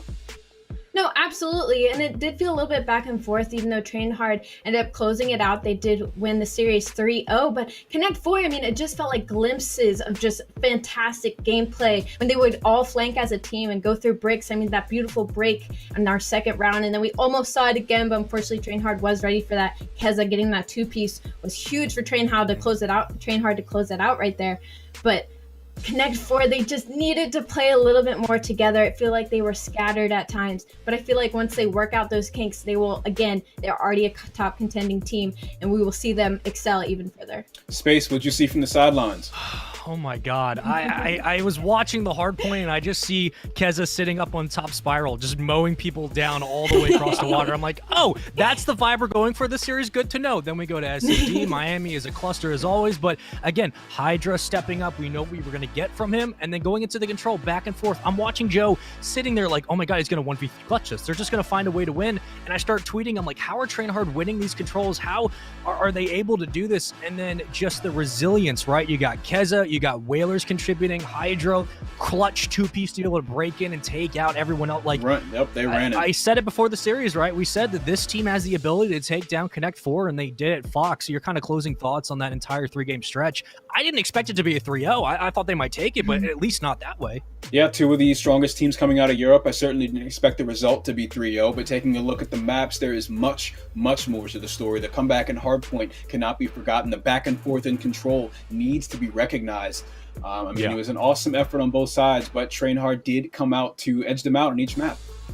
You know, one of the things that really stood out to me, especially in that control, that's the best we saw Connect 4 play the entire series, in my opinion. No doubt. And they showed that they have the firepower, right? Like that team, that's front sub duo, the ARs, they're so good, but as soon as they started to pop off, right? As soon as Joe started to find those 2-3 clutch kills right around P4 and moving into the point, that's when I started noticing that everyone else on the other side, everyone else for Train Hard started stepping up. They started being able to find those trades, and that's what makes this team scary. They're not number 1 or 2 in the leaderboard, but they're moving their way up there. And the Hardpoint comeback, like you talked about, the S&D control, the ability to dominate in those specific modes.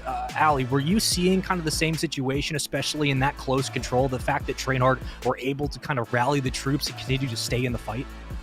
No, I completely agree. What's insane about the control is, we always talk about superstars during series, people that really outshine the rest of the players, carry a little bit more on their back. But I felt like all of Train Hard, especially in that control, I mean, across the board, they were all doing incredible things on the map. And across the board, they were playing together. And across the board, they were all making plays as a team. And I feel like that's something that I didn't really see too much out of Connect 4. I felt like, we see some superstarness out of Joe and Knowlton, and we didn't see, what we expected to come out of Connect 4. So Train Hard altogether, I feel like they did a fantastic job. And without giving too much away, which is something we will talk about a little bit later with Singularity, but what Connect 4 did so well against Singularity on Raid, they were the brunt force of against Train Hard. So Train Hard basically just took their playbook and did it right back to them. They complete the comeback, but also a quick update for some of the matches on the sideline. Team 3G got 3-0 swept. They lost to House Tarth, so they now sit at 0-5. They're now like 4-16 or 4-15, 16 in map count, something like that. So not necessarily the greatest start to the day. I know we have them coming up next against Singularity. I'm going to quickly get your guys' thoughts on that. Fox, you're 0-5. You haven't won a series in this Challengers Elite. This is week 2. You're getting close to that border of being knocked out and having to work your way back into the Elite side of things. What do you do as a team? You have not been able to find success. What does it take? It looks like you're falling and you're falling hard, right? That's something you need to be able to bounce back from.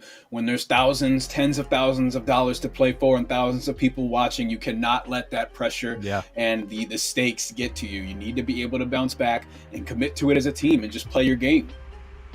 Allie, your closing thoughts on the series we just saw and Connect Four, right? They look like they're still, a good roster, no question, but are Train Hard, are they a force to be reckoned with? Will we start talking about them later in the season as being a top 3 team? No, absolutely. I feel like Train Hard and Connect Four were really top teams. It was already a really good series to begin with. But Train Hard really, I guess, showed what they could and were capable of doing in this series. And I wanted to backtrack a little bit to the teams you were just talking about, 3G and Singularity. 3G, I feel like at this point, what they need to be doing is just looking for the future, because obviously you're 0-5, you're down, you haven't won yet. Obviously spirits are low. I'm sure they're feeling not lazy, but they're feeling a little, lost hope right now. So what they need to do is they need to looking for the future, what they need to fix, what needs to go down, if there needs to be any roster changes, and then hopefully we'll see a little bit more coming out of them. And while we have you guys, let's extend the olive branch just a little bit. And Fox, again, I'm going to ask you this. Hydra, on loan from New York Subliners as a sub, he comes down and clearly he's having success. We expected him to. No one was really questioning his capabilities, but we do know that he brings a lot of depth to a roster, even being such a young player. Standout last year. Now he's basically signed as a pro. What do you think he was able to bring to this Train Hard, formerly Gangsters roster that they didn't have before? And do you think his firepower is enough to move this team up and towards the top 2 conversation? Space, you said it perfectly right there. It was his firepower. He was just always there for the objective, especially in that control game. Sure. So many crucial multi-kills, huge stops on the point, both offense and defense. Expect more out of Hydra as a sub for this team, excuse me. Yeah, and they were grabbing fourth a couple of times. This original, Gangsters, before Train Hard was involved at some point, they were grabbing fourth a couple of times back in January during the Cups. They made a change. They dropped Chain, or he leaves, and then they bring in Henry. And Henry has slotted in really well with this roster. I feel like Henry is one of those unsung players where he may not carry in terms of stats, but a lot like an Envoy, he fills in the roles in the routes appropriately, and he leaves less pressure on your team to commit and control, to be able to find that rhythm at mid-map. Allie, what were you seeing from him in the series? What did you notice that he was contributing that may have gone unchecked on the stat? I mean, it was just kind of like he was an underdog player. I mean, obviously you have Hydra going off and, everybody's paying attention to Hydra, but that's exactly what they want the other team to think. They're all focusing, where's Hydra? I can't imagine what those callouts are like. When you got Henry on the map doing the exact same thing, but nobody's thinking about Henry. And I feel like those two duo together is an absolutely dangerous pair on the map. Yeah, and I was watching some VOD of this team just compete in general, right? You're just going over the film. We were all just kind of taking a look at what they brought to the table. And we looked at Whalers and Hydra, and we basically said, this is the duo that kind of has to carry this team, right? Not saying the other players can't step up or any stretch of the imagination, but Whalers and Hydra have the most experience. Hydra is now a pro. Whalers has years of experience back to, I believe, AW. So he has been here. He understands what it takes to galvanize troops and form a good roster. And now you see people like Keza, specifically in that hardpoint, quite literally taking over half the map. And I look at this whole roster and I say, now you don't have to worry about Whalers and Hydra. You can rely on Henry and Keza. Fox, what does it mean for a team that when your 2 front players can start having that backline support from your second sub, your second AR? Now everyone's starting to click and you don't have to worry about the continuity down the line. I mean, what can this team do? Do you think they could take it all the way and possibly win a championship? That's a big ask this early in the season, but I can tell you what we've seen so far what we've seen so far in this series is that everyone's had their chance to pop off, right? Hydra more so than others, but everyone has contributed in an important way to close out these maps. They've had their star moments, and I'm excited to see more. They really have. Well, we have obtained our 5th seed and Singularity our 7th. That's actually happening now. So while we have you here, let's just go right into the game. Allie, Fox, we got another one lined up right for you. And I want to take a look at Singularity because this is an interesting roster. And more importantly, what I mean by that is they have basically 3 subs and 1 AR. And yes, you can move the flex around. You can move composition as the map continues. But still, this team has a lot of firepower and 3 of the most dominant subs in Europe. But I feel like sometimes that's a problem because you don't always have a consistent second AR to help you out, and you're asking a lot of Maple. Now, Maple rejoins. This team I expected to do a little bit better than currently seeded 7th, but your guys' thoughts, basically an ambiguous question, but what are you seeing from Singularity? Do you think this is just a rough patch to start the season, or are we going to be looking at a roster change in a couple months? Certainly a rough patch and probably the worst time to have it, right? We need to see these guys find that slot where they can qualify for the next stage of competition. Maple, as you mentioned, should be a player that the fans at home recognize watching the Challenger Series, and we'll have to see if he's able to pop off for Singularity here and pull them out of this hole they're dug in. Yeah, I want to know, Ali, like you've competed for a while, so you understand when it comes to team composition, when it comes to filling your roles appropriately, when it comes to getting everyone on the same page. What are your thoughts? Because this Singularity roster, right? We're talking about Bids, Denza, Detain, 3 subs that can light up the map like no one's ever seen. We saw it a lot last year and last season when even through a couple of roster changes for Singularity, that core group of strong subs up front remained through the Azure Caves. It remained through the Arkalov Peaks. What are you going to be looking at? Do you think they need a second AR alongside Maple, or do you think being able to run this front 3 and the backline of Maple is good enough?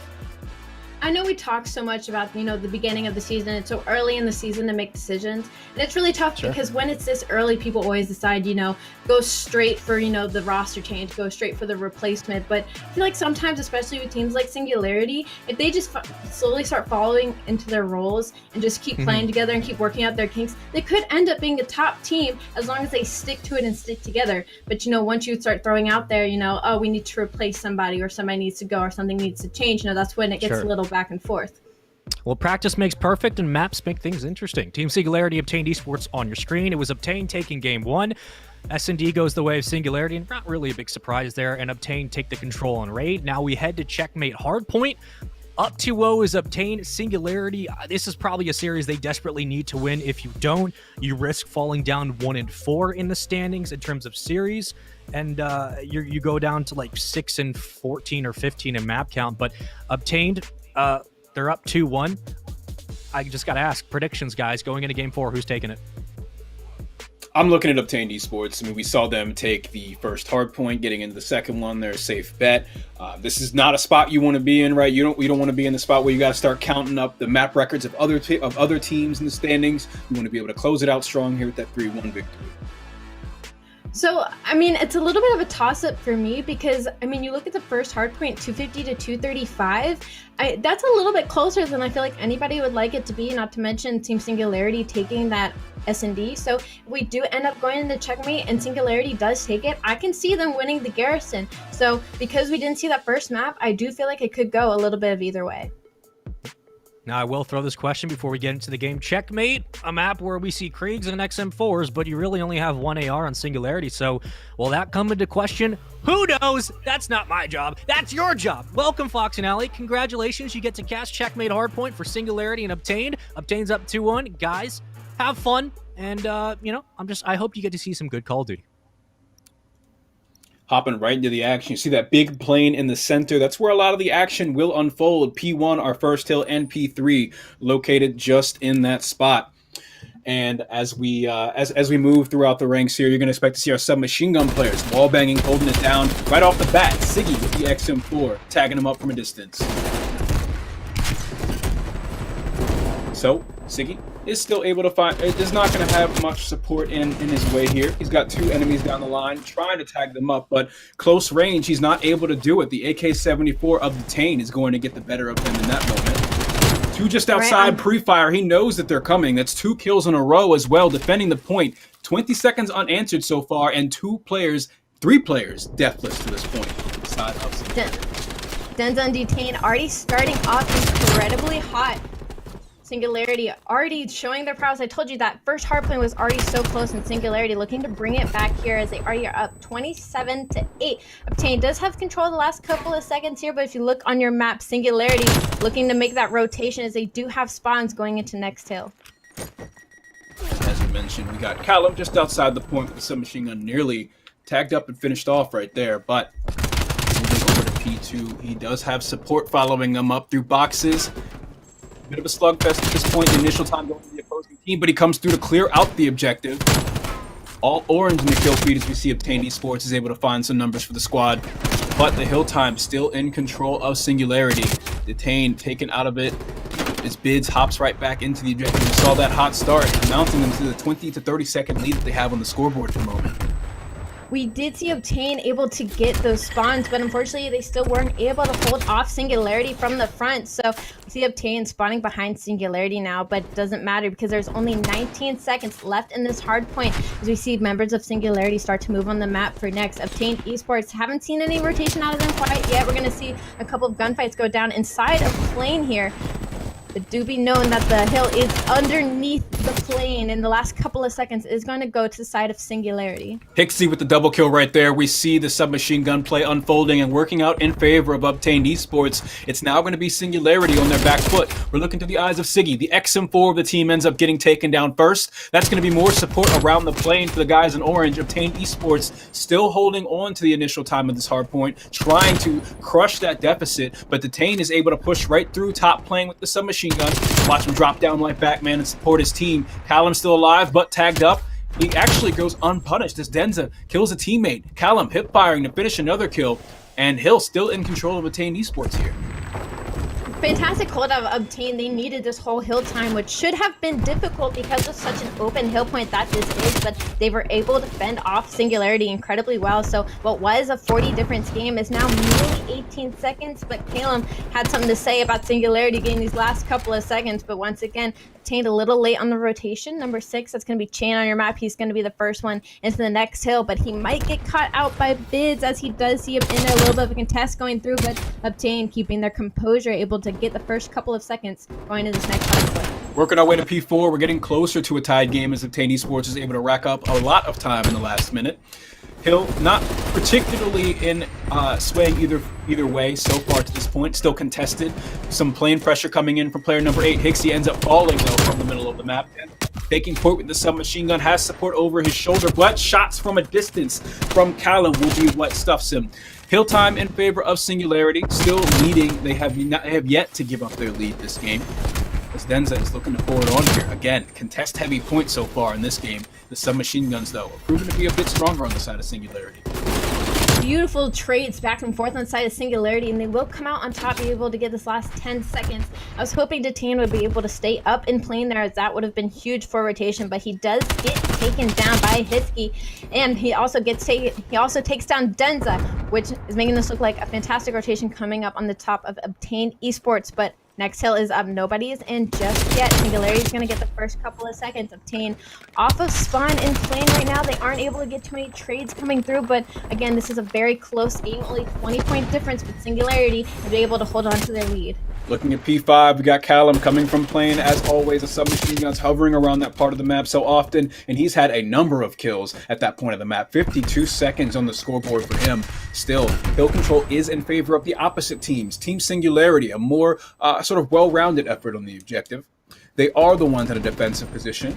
Still, plane swarming with orange arrows. Kills as well as Connor's able to find 2. Callum with the 3rd. Everybody falls. Last player on the hill as well, and it's overturned just like that. Obtained Esports hoping to work at the 40-second deficit that they've allowed Singularity to amount against them.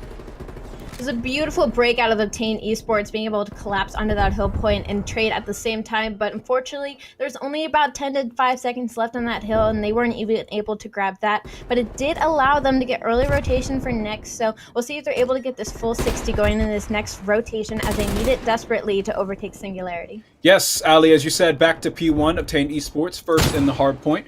We also have several players on that side, or one player on that side, a bit struggling at the moment. That's going to be 5 and 17, Chain, who is also on the objective. As the contest goes down, we'll have to see who goes in favor of. It looks like Obtained Esports gets the first set of kills. Wall bangs again going in their favor. Great team shot from them, but Denza slides straight through. Pieces for 2 as he's able to take down Connor and Hixie.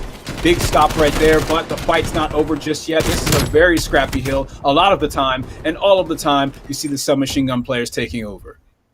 Singularity able to come out on top once again. They're just barely managing to hold their lead. Now, I'm worried for Singularity. Should Chain decide to warm up here soon, as it is still a close game with him going 8-18. But on to the next hill, Singularity is very far out. Looks like they're going to try and go for this deep rotation to gain spawns, but they are giving up a good amount of beginning time here to Obtain Esports. Caleb just trying to stay in live and hill. A little bit of a slowdown going on here as we haven't seen much on this map, as it's been very back and forth. Detain able to get by, but he isn't able to trade anything out of Tane. Holding onto this hill what seems like the first time in forever, as they've gotten the first 20 seconds. Now is only a 5-point game.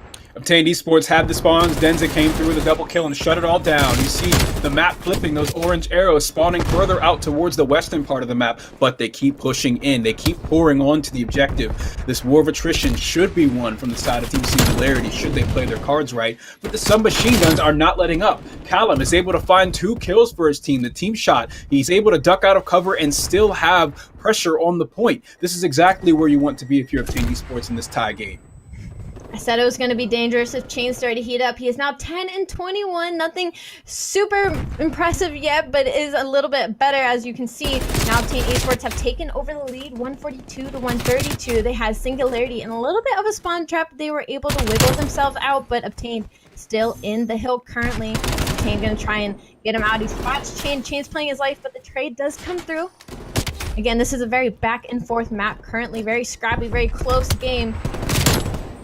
In P3, if you're a sub player, you got to have your head on a swivel, right? It's all about sliding and movement canceling, and quickly hip firing and snapping. Detain did a lot of that before falling. Still some support surrounding him on the plane as they all fall in onto the objective. You got Siggy to follow him up, and Denza, another one of the more active submachine gun players in the game, expect to see him in and around that objective. Pixie gets taken down in plane, which we wish I would have saw a little bit more of a rotation out of him, because there is only about 5 more seconds left on that hill, and Singularity looks like they're going to get the first couple of seconds. I mean, you can see how deep Obtained Esports is spawning out. If Singularity can get one very good hole and break out of this, then it could look much more dangerous for Obtained Esports. We're looking at a 5 streak from Bids, a 3 streak now stopped from Siggy as he rotates to the new hardpoint. That's 7 in a row for Bids. Detain is able to milk all that hardpoint time as Bids, your reign of terror has come to an end. The lead mounting on the side of Singularity, closing in on a 40-second point lead against Obtained Esports. Pixie looking to put a stop to it here. Obtained able to break. You know, Siggy played his life a little bit more there, waiting for his teammates, but again, nobody on the hill now. Singularity able to slide in for a little bit, but it will get contested. Obtained is not going down easy, but Singularity just keeps inching further and further away as they are already on rotation as well. Callum, such a nuisance. There's a reason he's got so many engagements for the side of Obtained Esports. He's got to pick up a lot of the slack that we're not seeing Chain contribute to the game, right? We saw maybe 2 minutes ago he was at 10 kills, and now he's just at 11 kills, and Callum is still staying just as active as ever. Rotation comes in. Team Singularity gets the initial time. Obtained Esports fighting on their back foot again. Bids kind of able to twiddle his thumbs for a little bit as his teammates get all the kills in mids on Obtained. But number 7, Caleb, he's able to pick him off the hill for a little bit, but he is on his lonesome waiting for his teammates. We could see a beautiful break come out of Obtained here as he can get some time, but again, they are down 40 points, and we've seen this go back and forth so many times, and we need to see a good full hold here out of Obtained. Callum played that perfectly, right? He put his team in this position where Team Singularity had to scramble, figure out where he's at, and the rest of Obtained Esports were able to close in on the point and keep it contested, and now they have control of it. The scrap time just might go in their favor as they rotate towards the middle of the map. All the white arrows are so far away they can't do much about it. Player number 1, the closest one to the action, is Bids, and he falls to Connor. So it's all about that plane control now, and Chain is at the front of the fight on the 4th streak.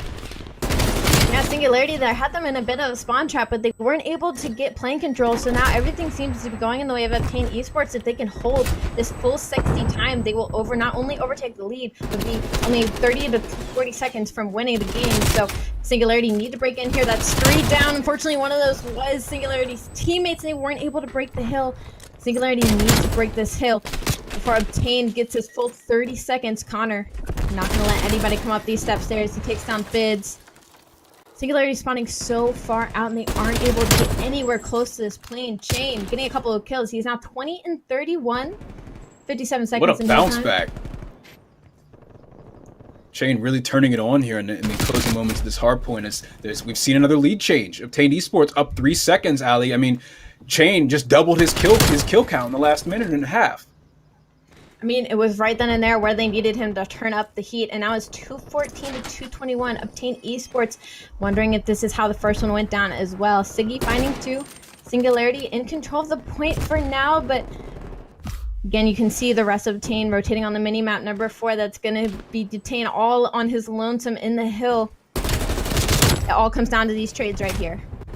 Siggy, big stop, 2 kills, 3 kills in a row before being stopped. But again, the submachine guns, they're not letting it happen. Callum falls, but Chain playing like a new player in the last half of this hardpoint here. He's able to find a double kill, get his team some hardpoint control. The fight's not over just yet. Team Singularity swarming around them. Callum is on the front line here alongside Chain. The submachine guns aren't letting them have it, slamming the door shut. They're spawning so far out. 10 seconds separate Obtained Esports from taking this hardpoint. Can they close out the series 3-1? 3 seconds separate them. The submachine guns come through to contest. It's still not enough. Obtained Esports wins it.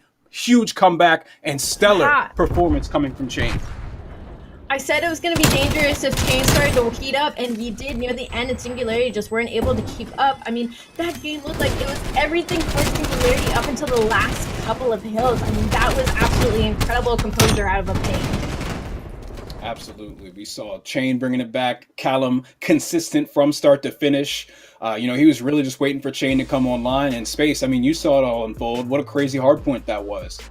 I mean, you got Bids as your flex. He is helping to put up almost 70 kills alongside Maple. So I'm thinking, okay, they have all the components there. Your ARs are popping. And then again, just the resolve towards back NASA, continuing to push, Obtain, finding the spawns, being able to lock it through the plane, and continuing to get kills outside the hill. We say this like 1,000 times a series, but it's very important. Pushing the opponent out and further, and continuing to get up chip time. So when you have to rotate, you don't have to consistently worry about losing the opening break. Obtained were never out of a hill. They always found a way to get back in, and it was something that we were thinking about. I know collectively the Singularity are doing really well, but when your ARs are putting up 70 collected and you still struggle to be able to close out scrap time and win the break on the next hill, that's a problem. But Obtained just, again, finding a way to resolve. And here's a recap of how the entire series went. 250, 235. Wow. Game 1, Garrison Hardpoint win. You kind of look at a similar stat, just 1 point difference in Game 4. Obtained take the control in both Hardpoints. Singularity still look good in S&D, but a 3-1 win in the series for Obtained. I gotta know, Fox. What is it going to take for Singularity to turn this around? Now you're, 1-5 in series count so far? This is not good.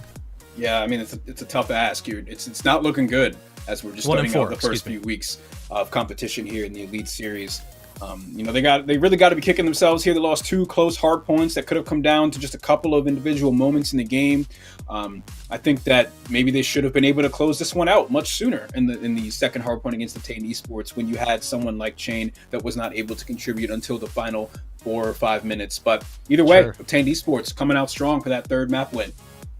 Ali, we're not even going to talk about roster changes because that is just so not the answer. It's only the first couple of weeks, but I will say, role changes. Are we thinking about it now? Are we looking at Singularity with all the star power they have on this team? Are we thinking about a role change for at least someone else to move up to an AR spot? Are we saying, hey, Bids, you're the flex. Do you start pushing a 3-sub meta? I don't really think you should, but what are you seeing? Do you think they need to start taking a look at the roles themselves? What's so tough about those losses on the side of Singularity is, everything seemed to be going their way up until the last couple of hills. So, I mean, they have to be beating themselves up over that. Not so much maybe a role change, but maybe just start trying to work on the meta a little bit more. Have more of your flex player playing a flex, because 3 subs, especially on a map like Checkmate, just isn't going to be working out for them, unfortunately. Well, we saw what they were not able to do on Raid. They looked pretty good on Checkmate, but we'll see if they can figure out what the rhythm is and what they need to change before they go to their next series against 3G. Let's take a look at the schedule, because we still have so many matches to be played in Europe, but also North America's coming up later today, folks. Team 3G, Singularity, that's up next. Maki Baki, Mr. Midmaps, a very interesting, but not all flashy series, and that's why we have it chosen. And in Team Z versus higher to round out the end of the North American bracket. But these are the last 3 matches we have on slate. We will continue to fill you in with matches that happen on the sidelines and updates that come through. For Singularity, quick little discussion. They play 3G coming up next. These are your 7th and 8th ranked teams at the moment in Europe. We all know how the system works. If you're the bottom 2, you get pushed out. You have to fight your way back in. Singularity, a team that just on firepower, on star caliber, the cachet of this roster alone should have kept them towards the middle of the pack. Now that they're down in 7th or 8th Fox, they have to win. You have to win against 3G. I expect them to, but what do you say in these comms, right? Is it just one series at a time, or are you starting to get a little desperate? One series at a time, you're on the ropes, and now's the time to start swinging. I mean, Singularity, they got to fight for their lives in this next series. As we mentioned, that elimination factor is certainly in the back of their minds. Elimination is looming, and they need to step on the gas pedal here. But coming off of this victory, they got to be feeling pretty good. Late game chain was a menace, and I'm looking forward to see what else happens. Allie, your thoughts? I just feel like Singularity need to go into this next match with confidence. I mean, Sure. 3G, I mean, they are 0-4. Singularity does. Forget about your other matches today. Forget about being in the bottom 2. They just need to go in with confidence. They are a good team. I believe they can be a great team. They just need to work out their quirks. Well, who knows what's going to happen? Predictions aside, that's why we play the game. We want to know what the actual results will be. For now, though, we're going to throw it to a commercial break, and when we come back, 3G, Singularity, bottom tier, but a lot to be desired. We'll see what they're able to do when we come back from this commercial.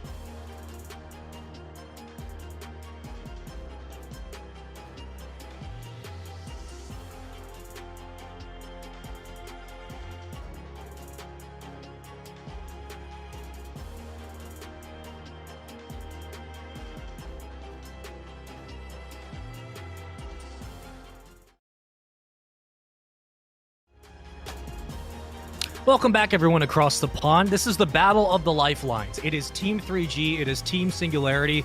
One of these teams is either going to be 1-1 tied for 7th and 8th, or 2 and the other team has no series wins. So that's kind of the situation, right? Singularity have yet to win 2 series in this Elite Series. For 3G, situation's a little bit worse. You've yet to win 1. Now is your chance. Now is an actual time where you can say, hey, we might have a shot at staying involved in the top 8, but you only got a couple of series to go, and unfortunately, the teams that are at the bottom 2 are going to get knocked out. Singularity and Team 3G have been struggling. If that is an understatement, if I have ever heard, I'm going to use it again. 1-4 in the record, 0-5, 7-14, 4-15, respectively, with the map count. You see everyone else slotted, right? Orglis, number 1, all the way down to House Tarth. Fox, this is a battle of the lifeline. This is everything that these teams have been working for, and I say that kind of weirdly because it sounds dumb, but it's true. You have been working, or lack thereof, to this point. Now you need to step up and actually play cohesive, good Call of Duty. At this moment, 3G Singularity, who do you got in the series? I'm going to look at Singularity to win this one. I think that I like the way that Detain plays, and I think that they click very well when these guys are all firing together, and I'm looking to see how they close it out in this series.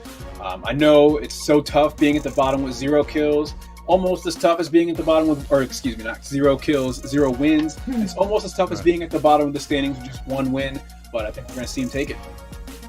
Allie, your thoughts?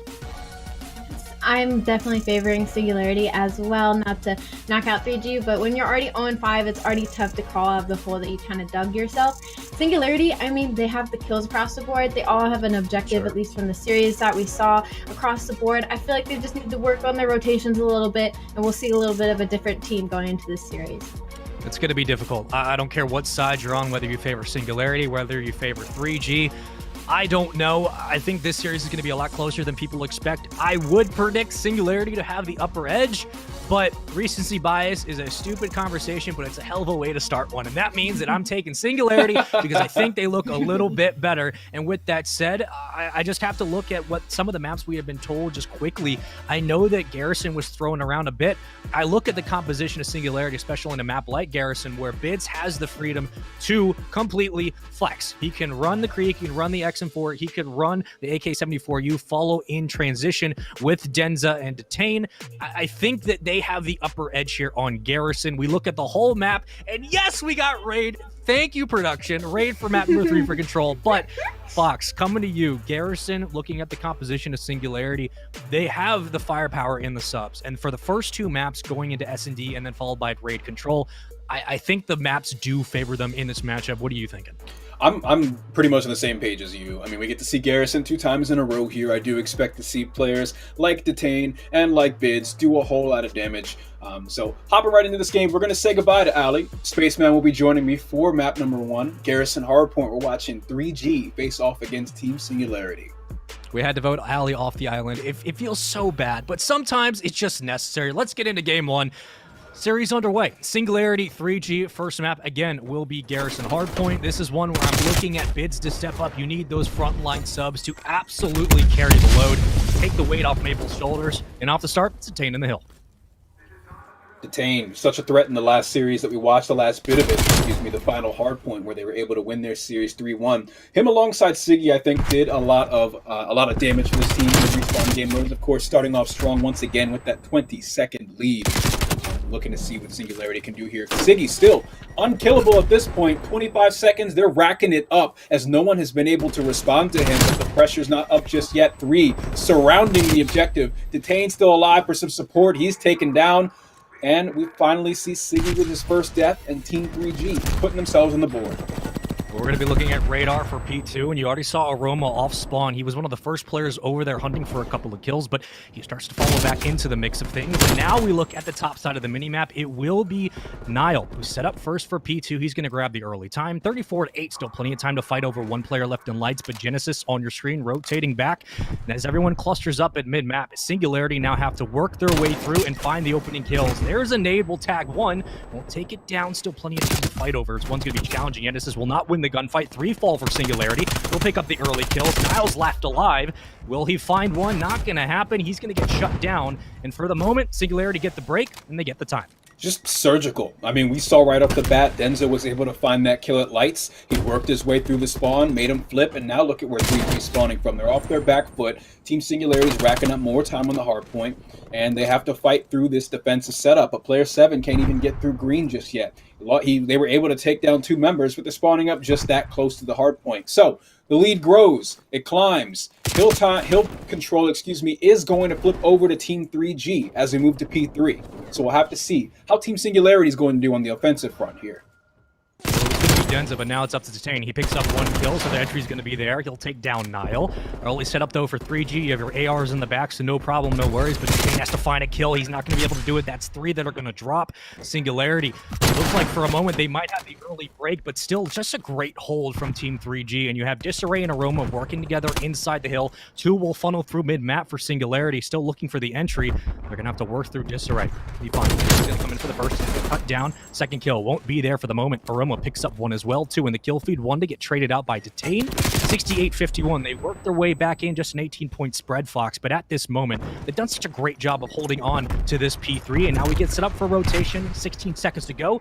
Singularity have map control. They just need to hold on to the kills. Singularity just put themselves right back into this game. You said it, Space. I mean, I think we got to give credit to that initial play in the first wave of engagements. They actually went the first 10 seconds of that hill sitting around the objective and waiting for Singularity to get close. They all drop in, find those opening kills, and that's been the story ever since. 3G with the first lead change in the hard point. However, initial hill time for P3 does go in favor of Singularity. We got Siggy on a 3 streak, Detain on a 2 streak. They're back with a vengeance, and they pulled themselves ahead again. Go back to the main floors. P4 setup for right now. Detain is just locking down everything. He finds the first kill. Maple's on the other side, able to provide some support, but Genesis with 2 kills is going to open up the map, and now you can see 3G starting to spread out. They're trying to cluster Singularity together. They're finding the kills necessary as well. 1 more top green. He's going to get cut down. Detain had no chance. Genesis picking up the lights. It looks good for 3G. They're doing everything necessary to hold down the time. 20 seconds to fight over. Nile has to come big towards the top of the tank, but for the moment, I mean, you have green control, you have lines of sight able to lock down these extra kills, funneling through mid-map. Bids and Detain trying to work together towards that top control room.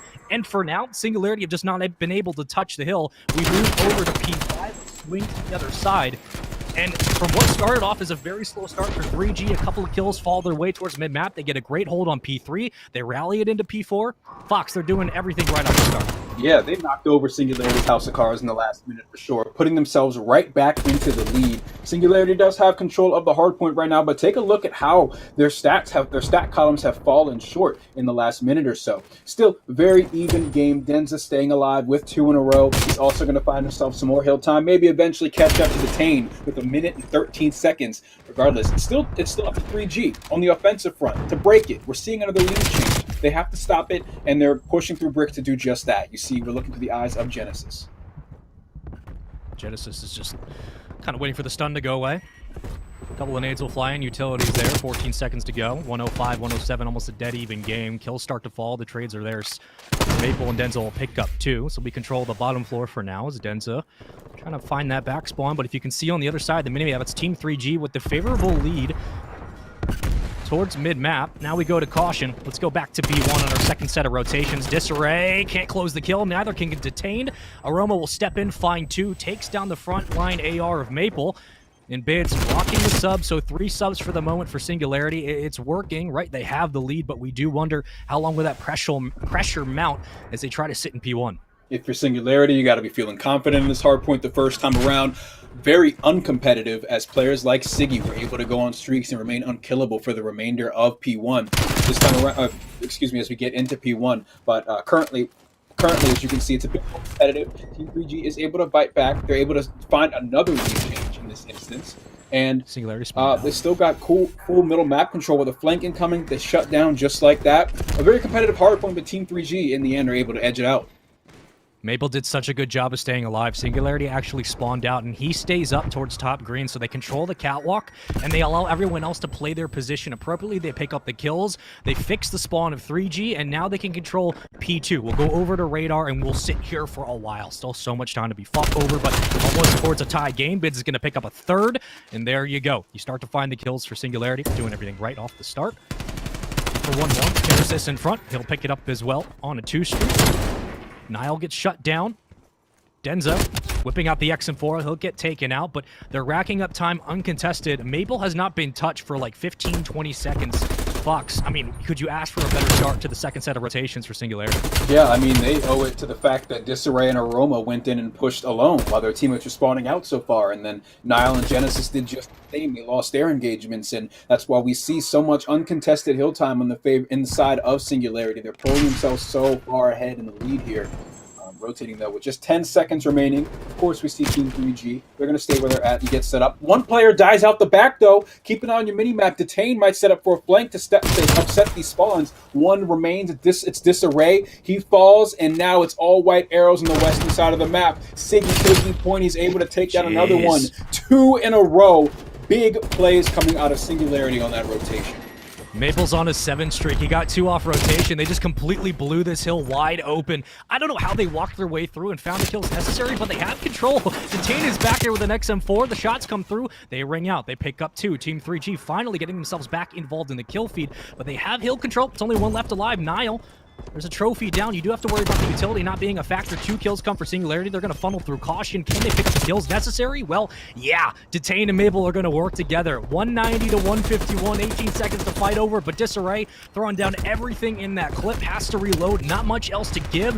Bids is going to pick up the first kill on the entry. Second goes to Disarray. The trades are there. Bids gets a team kill, and 190 to 156. It looked good for 3G. They fail to hold. They get the retake back, but at the end of the day, that's just a net 0. Nobody gets much off that hill, and that's all thanks to Maple. He was on a 7 spree, 19 and 12, and Denza right there with him. Singularity controlling mid-map, but they're controlling the rotations when they need to. Yeah, big plays out of Maple, as you said. He's been a force so far this map. 20-second differential at this point. No control over the Hardpoint. Going to be a bit of a dogfight here. However, numbers heavily in favor of Singularity, as the closest one to the action is Nile. That's a big stop onto Maple up top. The Raid boss is down. He's still got some more trouble to find, and he finds it right between the eyes. Taking down Detain. Catwalk is his. Nile is waiting for the support of his team. They're able to get some hill time. The spawns are coming up from arches, and they end up overwhelming him. But that was a great effort from him for the side of Team 3G. Last time we were here, Fox, it was 3G here first, and then Singularity just broke in within 10 seconds, and you saw Denza sitting up pretty, was uncontested for a while. Nile and Genesis working the floor together. There's the utility, but the numbers aren't there. That's 2 kills for Singularity. Continuing to follow in. Maple just picking them apart before they get anywhere near the Hardpoint. Genesis with the challenge. Maple's going to back on up. No need to go in for the contest. Still so much time to fight over, but you're working through the angles. Disarray can't find the kill, but Maple's still alive. Picks him up as well. That's 4 dead. Somehow they spawn out. Maple with the beams. 219 to 186. They have complete control of P5. They have 3G spawning all the way out towards that back gun, and there's really nothing you could ask for more. Singularity in a prime position to take game 1. I mean, really, Maple's asking all the questions. Team 3G has no answers. This man's been double positive for most of this map, and you see why. Just gunning from a distance with the XM4, picking up SMGs and shutting them down close range too. I mean, he's such a force, such a threat on the map, and you see it unfold here too as the Hardpoint was contested and he takes it over on his own. A 6 streak to his name at this point, a minute of hill time, only 15 seconds separate Team Singularity from their victory, and Team 3G, they really got to shut this man down. He's been on 2 separate 7 streaks, Fox. How hard is that to counter when you're the opposing AR is taking you down 1 by 1? Only need 8 seconds. Here comes the contest. Nades will fly out. Hill time for Singularity. Contest again. Genesis going to be in the corner. Nile with 3 huge kills. Double kill with the nade. 1 with the AK. And for the moment, they'll stay alive. Now working the floor. As Singularity players begin to flood through caution. Dens is going to get cut down. Nile still staying alive. Finding the kills in the back. And they've been able to isolate the spawn, so now Singularity will spawn on out, but they can give up this time. They're just going to rotate towards Radar, and that's exactly what they should do. It's Denza and Maple spawning up together. They're going to flood their mid-map and still contest this time. Don't know if I entirely agree. You do need 8 seconds, but you still have to worry about the next rotation, as it is getting close. 2:20 now, still entirely doable. Maple's going to pick up 1 on the entry. He gets the break, and they will be able to hold it down for the early time. The play call is to give the scrap time over to 3G. Let's see if it works out for them. Just 7 seconds separates Singularity from a victory. We saw how well they were able to hold the hill last time. Maple went untouched for almost the entirety of the hill. He's looking to do it again with the double. He finds the kill for the second kill on his defensive positioning. Singularity is able to close out P2. we don't give MVPs, but if we could, I think Maple might take it. Can we get a unanimous consent here? Can we just all agree that Maple was single-handedly the reason why they were able to break through that P3 setup? Two times separately, 7 streak, locking down lights, locking down caution. When you don't give 3G any room to move in lights to cut down that catwalk and cut down players moving through green, thanks to Maple, you don't have to worry about getting crossed through mid-map. You don't have to worry about getting pressured all the way towards those back spawns of P3. This was just a phenomenal map from Maple, and that is why it was so surprising that Singularity were having these issues, because when Maple's popping off like that, when Bids can be a flex and run whatever setup he wants, and you don't have to worry about Denza or Detain, that's what makes this team scary, Fox. And it just, you see it there, right? We go into S&D, we're still looking at the Hardpoint and just how easy it looked on those retakes, on these initial early rotations. I mean, what did you see from Singularity that stood out to you? I mean, hey, if you're all just tuning in, we're seeing Singularity up 1-0 in this series, and it was the Maple show all map long. I mean, he was just running through them with the XM4. We even got some replays to take a look at some of the action that unfolded, because there was a lot of it, and Maple was at the head of it. So we can tune into that.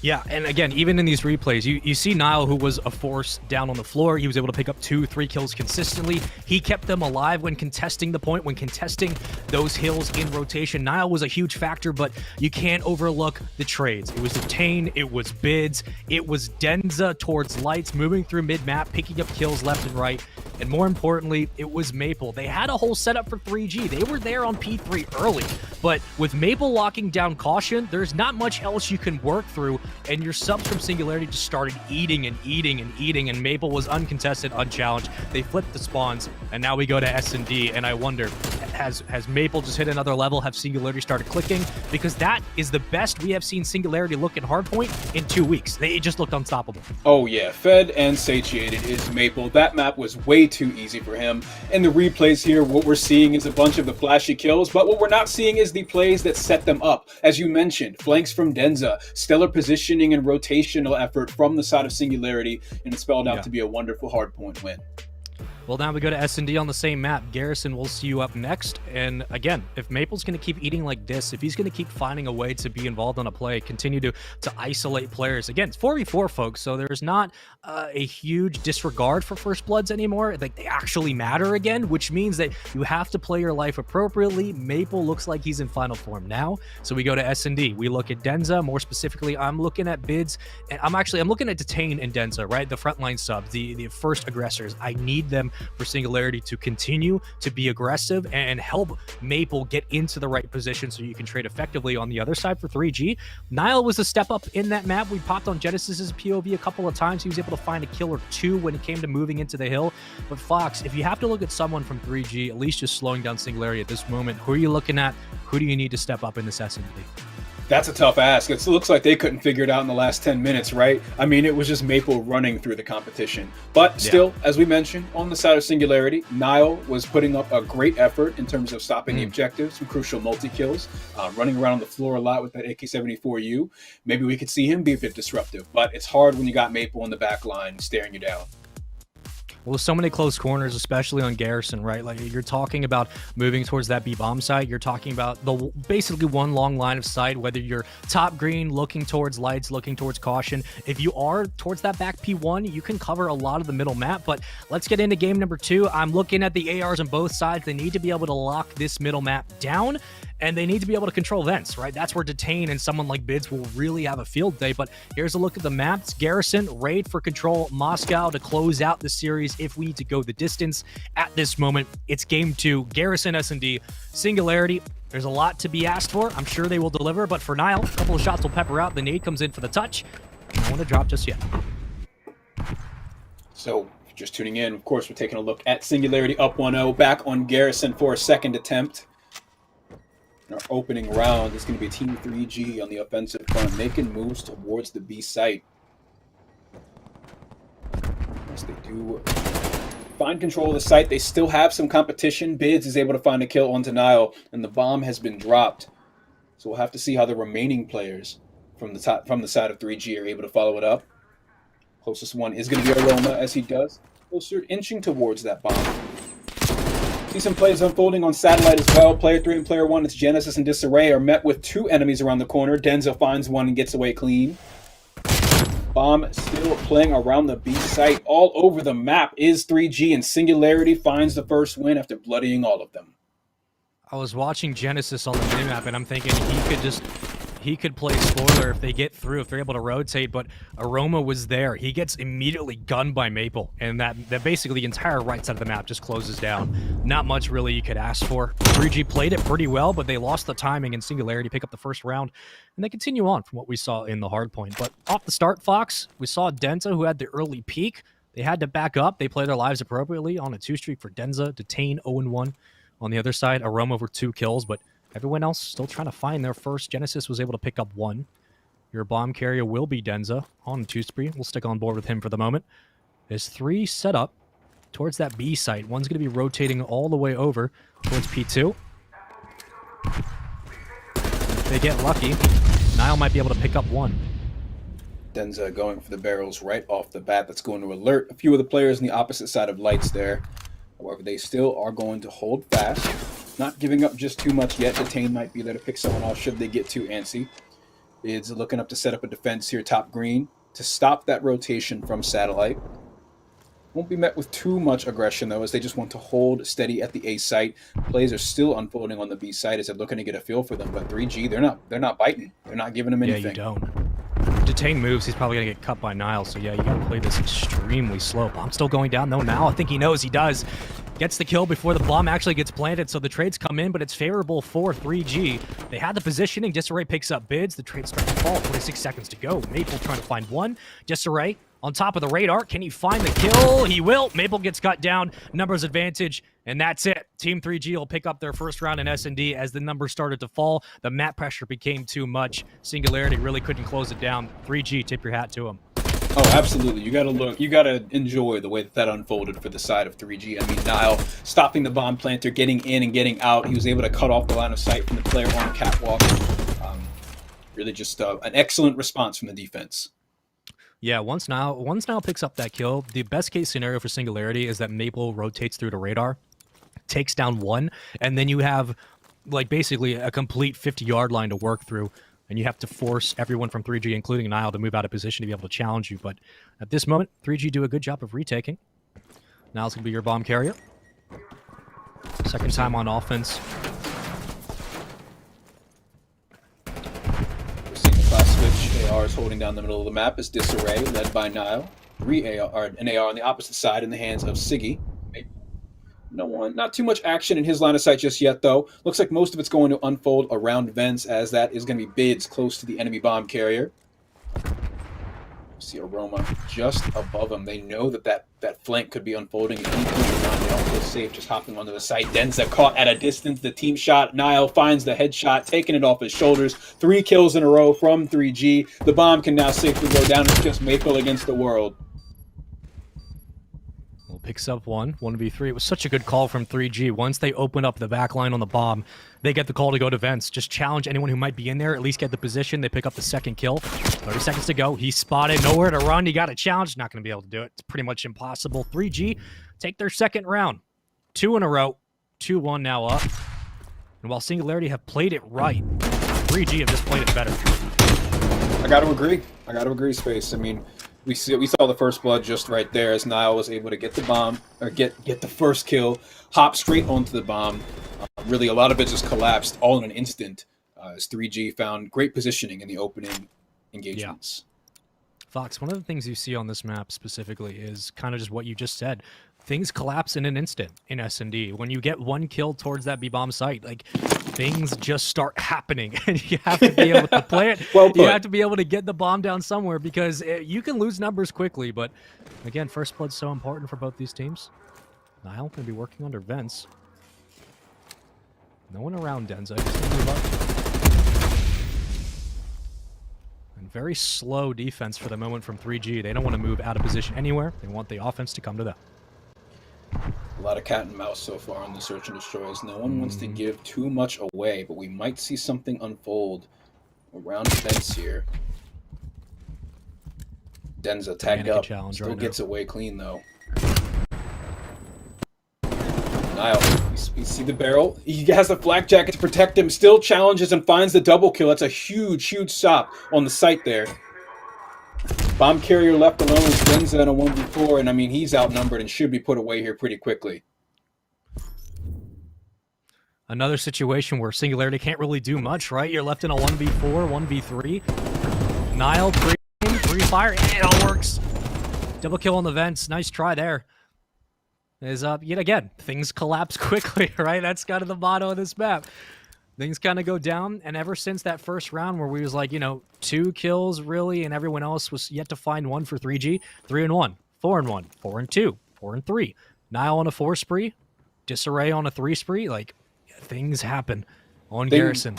Things are absolutely happening, and they're in favor of Team 3G, the offensive team pushing up aggressively towards the B bomb site. Again, they're going to be met with one player just outside of Lights. The rest of Team Singularity closer towards Bricks and the A site. A quick plant here could be advantageous for them, but of course don't want to give too much away when a player like Denza could hop right into the action. And around the corner we do have Bids. Genesis, though, overlooking middle map will be their support for space. He gets tagged up and gets away. But that is information to the rest of Team Singularity. You got to imagine that maybe they end up sending Maple to be a bit closer to the action on the B site. Can't move now. Bids with 1 kill. He's going to open it up. 4v3, first blood, second blood as well. The Singularity numbers advantage. Now you collapse in on the site. Bombs down. Niall has so much work he has to do moving through Lights. There's the stun. It works. Picks up 1 kill. One more is going to be on the bomb. That's Maple. Singularity begin to collapse. Niall last alive. Can't do anything. Again, you're left in a 1v3. Similar situations across both sides. And they'll get the defuse. So the consistency stays the same. Story remains. Everything is pain. I don't know. Don't hate the player, hate the game. Bars. Still liking the effort out of 3G that round, though. We saw Niall close. They're always so close to the action, always in hipfire range of an enemy. He finds his kills, but ultimately was not enough. Look, I think we get to see part of it again here. I think that stun actually worked out in his favor. He was trying to bank it, and it just kind of fell behind the boxes. Coming into our next round, we're seeing Team 3G up 3-2 in the Search and Destroy. Some water's been dumped on this fire. They lit for themselves. We saw in the previous round a 4 streak and 2 3 streaks, but Team Singularity's been able to bounce back. They now find themselves on offense on Garrison S&D. A tough feat indeed. Looks like most of their players opting to go towards the B bomb site as we see a 3-stack on A from 3G. Again, this play unfolding out on the B site quickly here would be advantageous for them, but it's just not that simple on Garrison. You can't know what's waiting for you around Lights. Well, Bids takes down Genesis. It was a 3-1 split for 3G, so that island player is now taken out of the play. And unless there was extra info to go along with that kill, they have no idea how stacked A is. Here comes the challenge. 1, not 2. Aroma picks up the kill. Detain will trade it out. 1v2 as he picks up 1. Disarray. Nading bomb side. He might get lucky. Maple still around the corner. Can't challenge bomb. You can't shoot through that. Trust me, I've tried. There is nope. Detain still alive. Maple still alive. And of course, the weirdest 1v2. Yeah, and of course, Flak Jacket keeping him cozy on the site. He's going to put 45 seconds on the clock. That's what Disarray has to work with to eliminate these 2 players or go for a defuse. But they're not giving it to him easy. Look at how much time they're wasting. Throwing shoulders around the corner, and that's it. That's all you get, Disarray. 20 seconds left on the clock, and he's opted to move on to the bomb site. This will pressure the Singularity players to peek it eventually. He catches 1 off guard. 1 more on site is Detain. He's playing vents.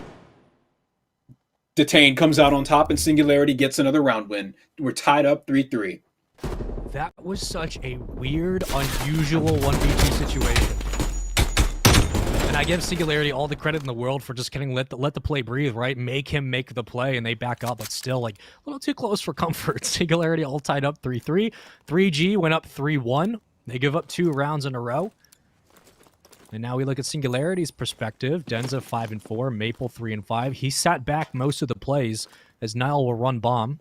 And again, we go to B. A is pretty unlikely unless you get 2 kills to open up the site. Here comes Detain. Stun will get him the information on top of radar. Genesis won't find the kill yet. There goes a nade. We'll trade one back and forth. Nice to see you. It's probably the most back and forth we've seen around the satellite parts of this map. for most of the SNDs so far, but looks like neither of them really wanting to commit to it either way. So again, bomb goes down at B. The favored site so far this game, just around the corner on Lights. They still have some damage to do. The team kill could prove to be hugely detrimental in this B attack. 30 seconds on the clock to defuse. We see all 4 Singularity players all around it, watching it like a hawk. Maple opens up with a kill on the Genesis after he's able to catch Bids. It's a dogfight in the middle of the map here, Space. Aroma's last alive. Might be able to clutch this. Getting those old Goonjar vibes on this catwalk. Starting to freak me out. Detain underneath. He's going to go for the defuse. Will he peek in time? He might get both. He should get both. You have to find the bomb. You got to reload, man. Oh, no. Oh, the switch. Oh, I think 3G got it. They should have. They will.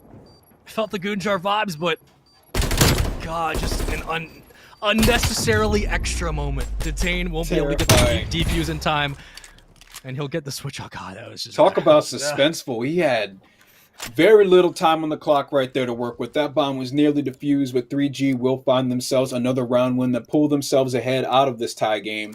Aroma on a 3 streak at 8 kills has the most in the lobby.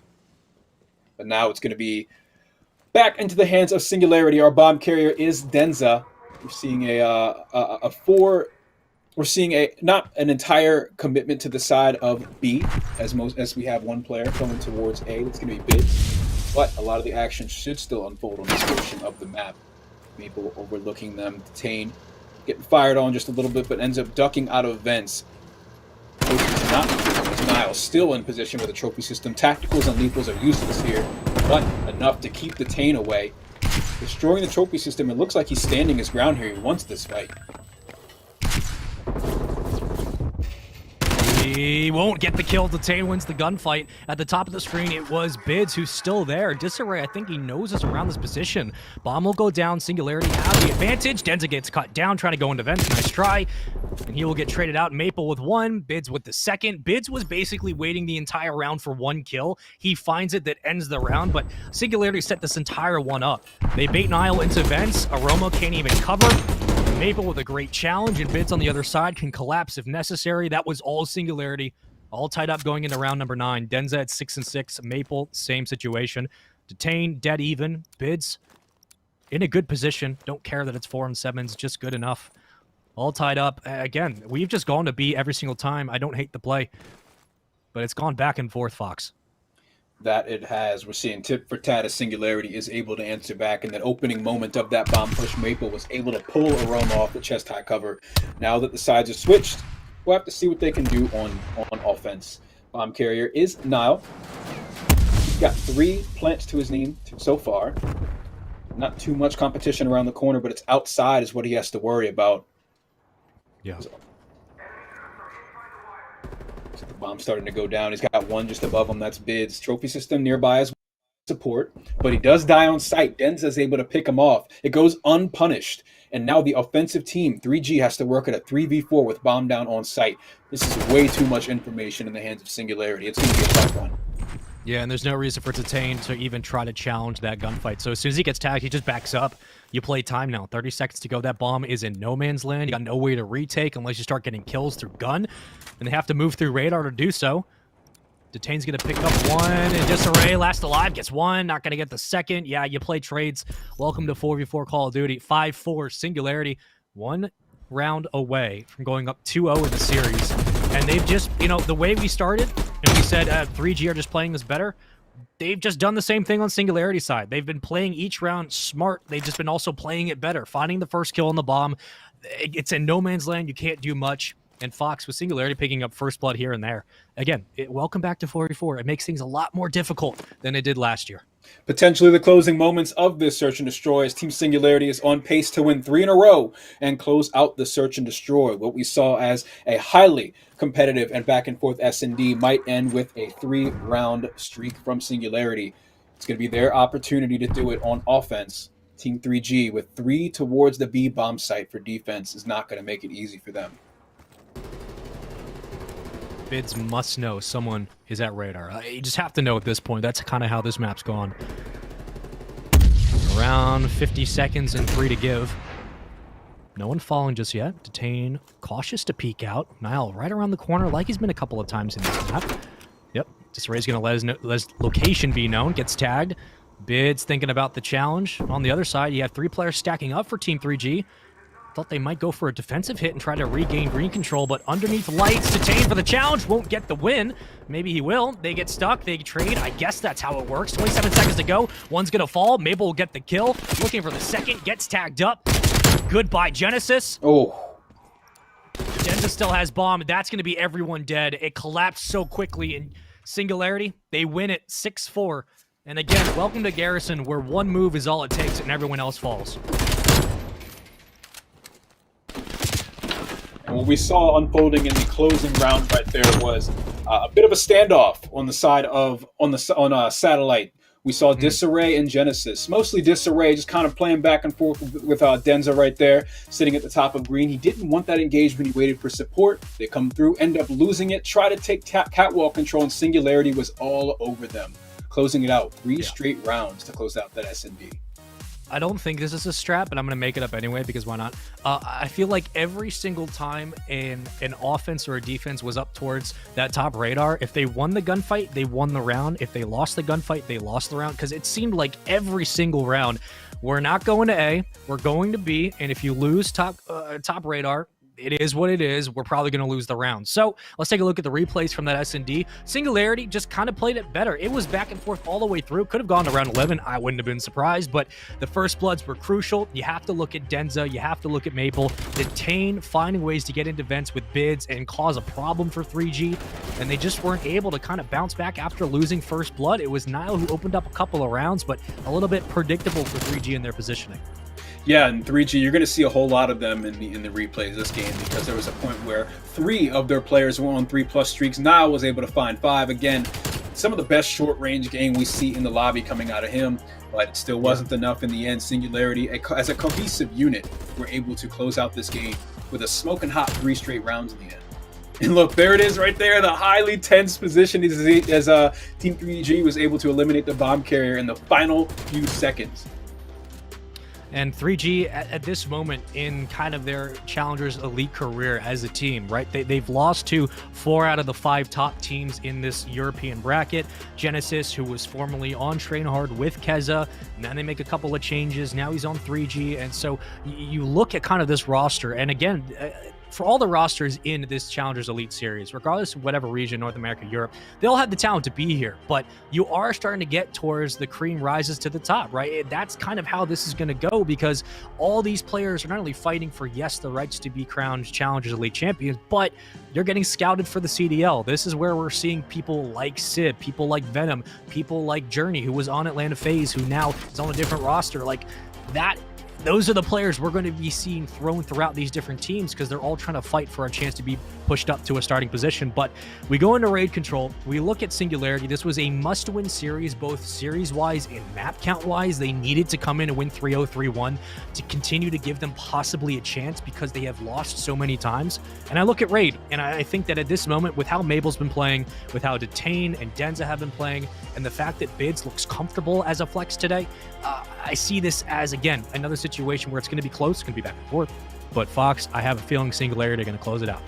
If I'm on 3G and I am not named Nile, I am absolutely shaking at the thought of playing against someone like Maple on raid right now. The XM4 is hot. He's been a force on each map, always in the right position. Excellent support for and follow-up for his team. It's definitely going to be a tough one. Team Singularity, can they close it out 3-0 here, Space? I am going to say yes. I think it's going to be 3-1 in control. I think it's going to be close, but something tells me it's going to be, we're going to see a split, right? We're going to see a separation maybe around round 2 and 3. Singularity going to turn it on. They look like they are playing better than they've played last week and even this week included. I think Maple's too hot right now. I don't think there's a way that they're going to be able to drop this. However, stranger things have happened. And again, all it takes is one player along with Nile to kind of carry this 3G roster towards a game 4 on Moscow Hardpoint. There's plenty of time for them to be able to rewrite the script. The only question is, will they be able to do it on a map like Raid, where the woes and the problems of Singularity were so flagrant in week 1 that all it took was just finishing the game and sitting in comms and saying, yeah, we know what we need to fix, because clearly running 3 subs was not the answer in Hardpoint. And now you look at the comfortability of Maple and you look at the comfortability of Bids running the XM4. I feel like on this map, they will have all the resources necessary to be able to shut down 3G and send them to an 0-6 record, which would just be impossible to come back from. At that point, I think it's safe to say that they would be done. Should be a real show here on the side of Singularity in map number 3. I mean, we got a well-rounded team in terms of roles, as you mentioned. Maple's got the hot hand.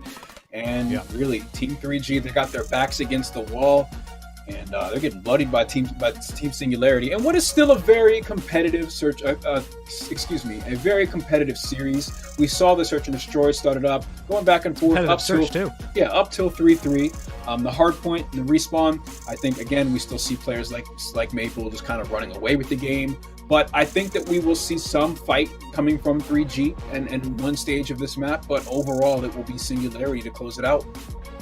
Now, if you had to give me 1 key, 2 key facts, things, ideas you're looking at for Singularity, or why not? Let's go to 3G, because we've been talking about Singularity a lot. Let's give the 3G boys some love, even though their record is abysmal at this moment. I look at Nile. Yes, he has to continue to be the catalyst for this team. There's no question. But also, Genesis Aroma.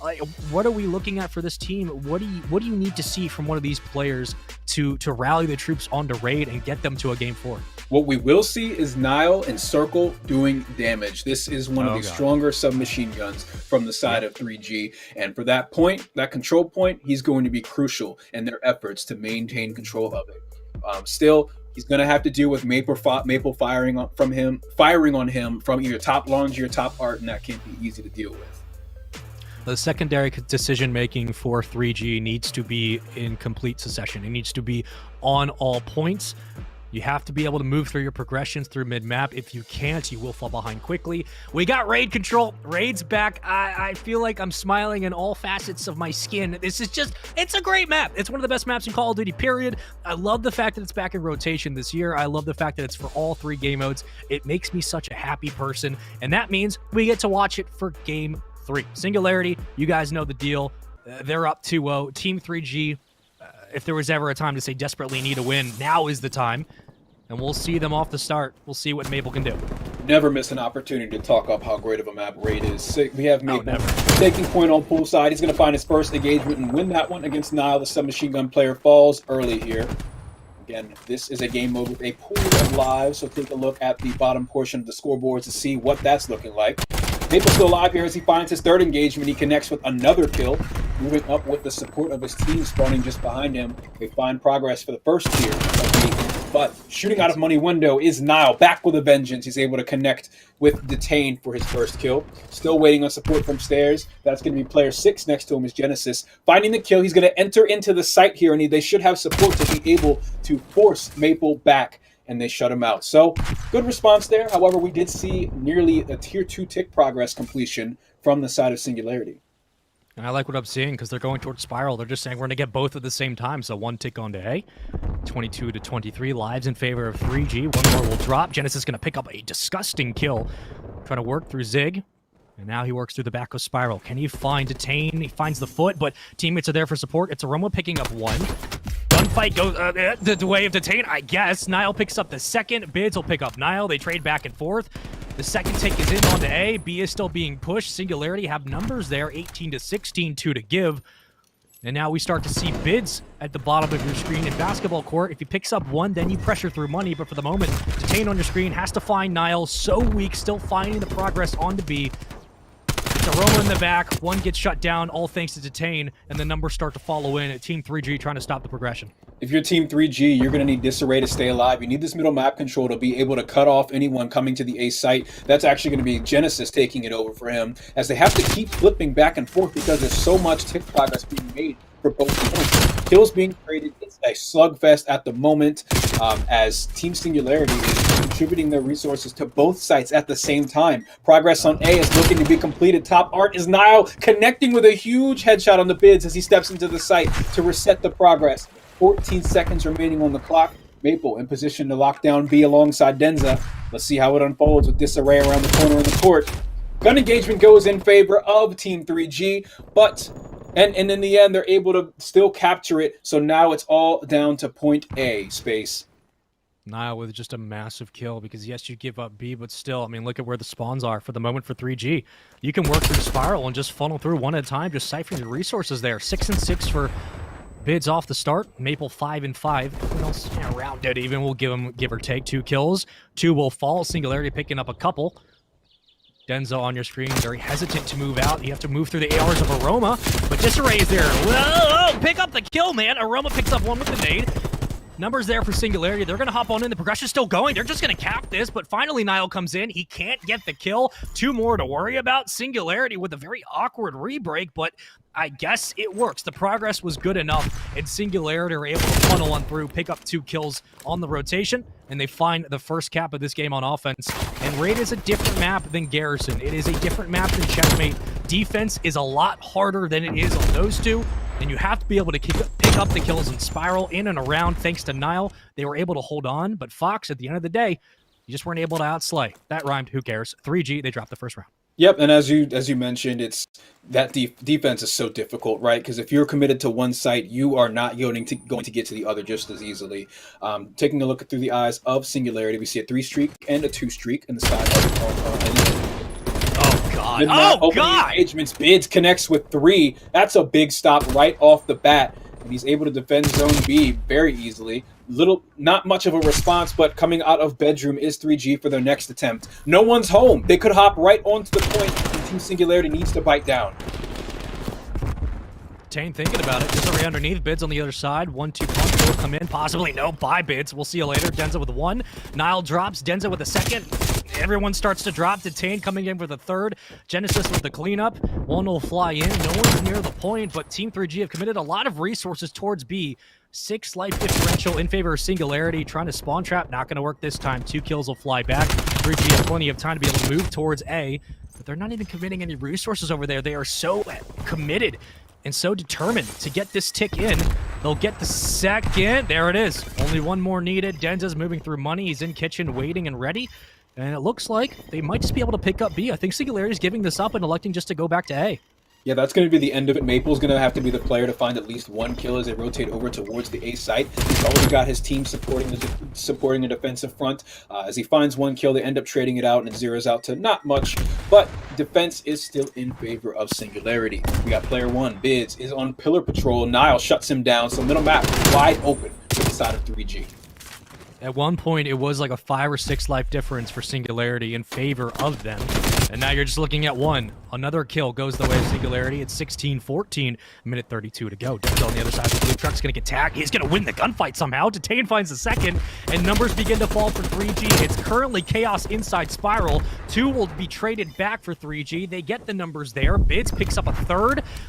It seems like every time there's a setup, players start to fall. Disarray picking up another towards top bedroom. Bids by. What are you even trying to do? Coming to the point. Denza, where are you going? Here comes the nade. Utility is there for Singularity, and the kills start to follow. 12-8. A minute 32 to play. Still alive. Here comes 3 more. Singularity throwing numbers into the point, and there's still so much time. They don't get the full tick onto the 2nd progression, I don't believe, but either way, 3G had the perfect setup. They had numbers there, but they just weren't able to execute. Yeah, I mean, we saw it seemed like they just forgot about DeRay, connect with a huge headshot onto top art, and then was able to find a 2nd inside the point. Defense now under control for Singularity. They also have the life advantage by just about 4 kills, 1 wave of enemies. 4 men all surrounding the site on middle map from art on the side of 3G. 1 falling in the beginning is troublesome. Now connecting with some long range 74 shots. He's not able to finish the job, and Detain finds a 2nd. This life differential is becoming more and more of a problem with just 40 seconds left on the clock. They have to play nearly perfect Call of Duty for the rest of this control here, Spaceman. They can't. I mean, Genesis falls. That's essentially You're one good break. You get one kill there. People start to push in, but that's it. 28 seconds. You have to go. The amount of the amount of double kills and triple kills we've seen from Detain and Denza and Bids, like it's unreal. 2 kills come in, make that 3. Hold on a minute. Bids going for the challenge will pick up Disarray. Nile finds the second kill inside. The point's still going. No one from Singularity is going to get there in time. And somehow I'm sitting here thinking that Singularity have been able to lock this down. There's no way they're going to lose it, especially with the life count. And Disarray, I guess, just kind of walks in, picks up Denza, picks up 2 more kills, and they get the round. Okay. Kind of embarrassing, right? I mean, we saw Denza and Detain towards the closing moment of that, or towards the final minute or so of that round. A real force. You mentioned the multi-kills. A lot of big stops from them, and you would think that that was it. But Team 3G, able to fight right back, and they find themselves a win. Excuse me, they find themselves here in our next round. I thought I knew what was going on. I guess I don't, because I just Singularity had the positioning. They were locking down that back laundry. There was no way to rotate to mid. That's a nade. Hello. All tied up one apiece. Progress starts to go on to A. 1 pickup kill, make that 2 in a row. Aroma shut down. Nice try. As 3G pick up a couple off the start. About dead even. There's 1 more kill will fall for Nile. Roaming through pillars. Trophy down. Hesitant to push up. You can tell he just wants to find 1 kill and lock down the back. You will wait and make sure everything's okay. But at this moment, Singularity are picking up the kills necessary, and they have plenty of room to work with. So you can play with B, you can play with A. It looks like they might commit to B. So we do have 1 player currently unavailable. It's going to be player 7, Nile. So it will be a 3 versus 4 effort at the moment. We're watching the action unfold towards the B site. You see Singularity pushing up straight through basketball court, of course, taking advantage of their positioning at the moment. The response should be coming in from 3G here shortly. And now that all remaining players are online and fighting this off, it's still going to be in favor of Singularity at this point.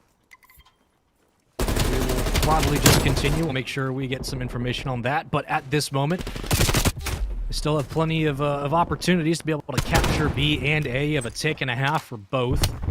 They will get the first bar onto A. So numbers 20-19. 3 on the point. And it looks like 3G are just going to give up the A point. I don't really disagree with that play either. Disarray, thinking about how he wants to play this. Well, 2 players on the point to make that 3. What are you going to do? There's 1. You got pressured from all angles. Not many places you can run. And at this moment, Fox, you just got to kind of close this round out, right? Commit everyone to B, pick up the kills necessary, and go up 2-1. Yeah, and look, they got 3 swarming from up top from the stairs position. 1 on site. He's gonna be looking up at his enemy as his 2 teammates are spawning up not close to this positioning at all the way back in bedroom. It's looking like Bids will be the closest one to the action, waiting for some support around the corner as they just need to take down Disarray. Genesis into the mix now, though, finding the 74U. He's there for the support, but ends up getting cut short as Denza finds the double kill and hop on to the point. Again, in this final round here, we did see on the side of 3G, they lost a player. It was Nile. Put up a great effort in this control. Also some machine gun play coming from him. We saw similar from him in the search and destroy in the Hardpoint, but in the end, Singularity is able to take it. Yeah, and look, in any situation, certainly anything is possible, but if all the people to lose, right, Nile, who's been electric for them the entire series, arguably one of the best players on this roster, and it just happens, right? It just happens. It's the only thing you can really say, and at this moment, if you're just trying to re-galvanize the troops, that's what you got to say, right? Like, hey, he's out of it. That means we have to pick up the load. Singularity, it looks like we might be just looking at 3G deciding to say, you know what, this is map 3. Singularity's up 2-0 in the series. We're going to go ahead and close out the map, give them the win. At this moment, that is the information we're going to operate with. So Singularity will take the series 3-0. They were up 2-1, and it looked like they had numbers advantage before Nile did unfortunately drop. At this moment, that is what we're rocking with. Singularity take the series 3-0, and a very, very necessary 3-0 win, right? Like, we're getting to that point where they're on the edge. They're on the cusp of being knocked out. Any 3-0 is a good 3-0. And looking at this series as a whole, Fox, what did you see from Singularity specifically, looking at how Bids and Maple were able to step up? I saw them firing on all cylinders, but you said the big names right there, Bids and Maple. Excellent effort from them. The XM4 in the hands of Maple was a real force from map 1 all the way to the conclusion of map 3. So expect to see more of that out of the roster in the coming weeks. Yeah, and unfortunately for 3G, like there's a lot of talent on this roster, you can tell, but it still seems like maybe they're just not all on the same page. Maybe they just need a little bit more time in the lab to get things right. But for them, unfortunately, you're looking at a situation where they just drop down in the rankings. They go down 0-6 in series. Their map count at this moment is 4-19. So it's hard to obviously kind of put into words like probably the disappointment for these players. But a little bit of bright news. I'm being told we're actually starting from 1-1, so it doesn't really matter. Scrap all that 0-6 nonsense, Spaceman. We're getting back into the game. 1-1 for both teams. That's where we're picking up off of. And Niall, it's good to see you back. Yes, Niall, a crucial part of the success for 3G so far in this series, finds the first kill in the lobby.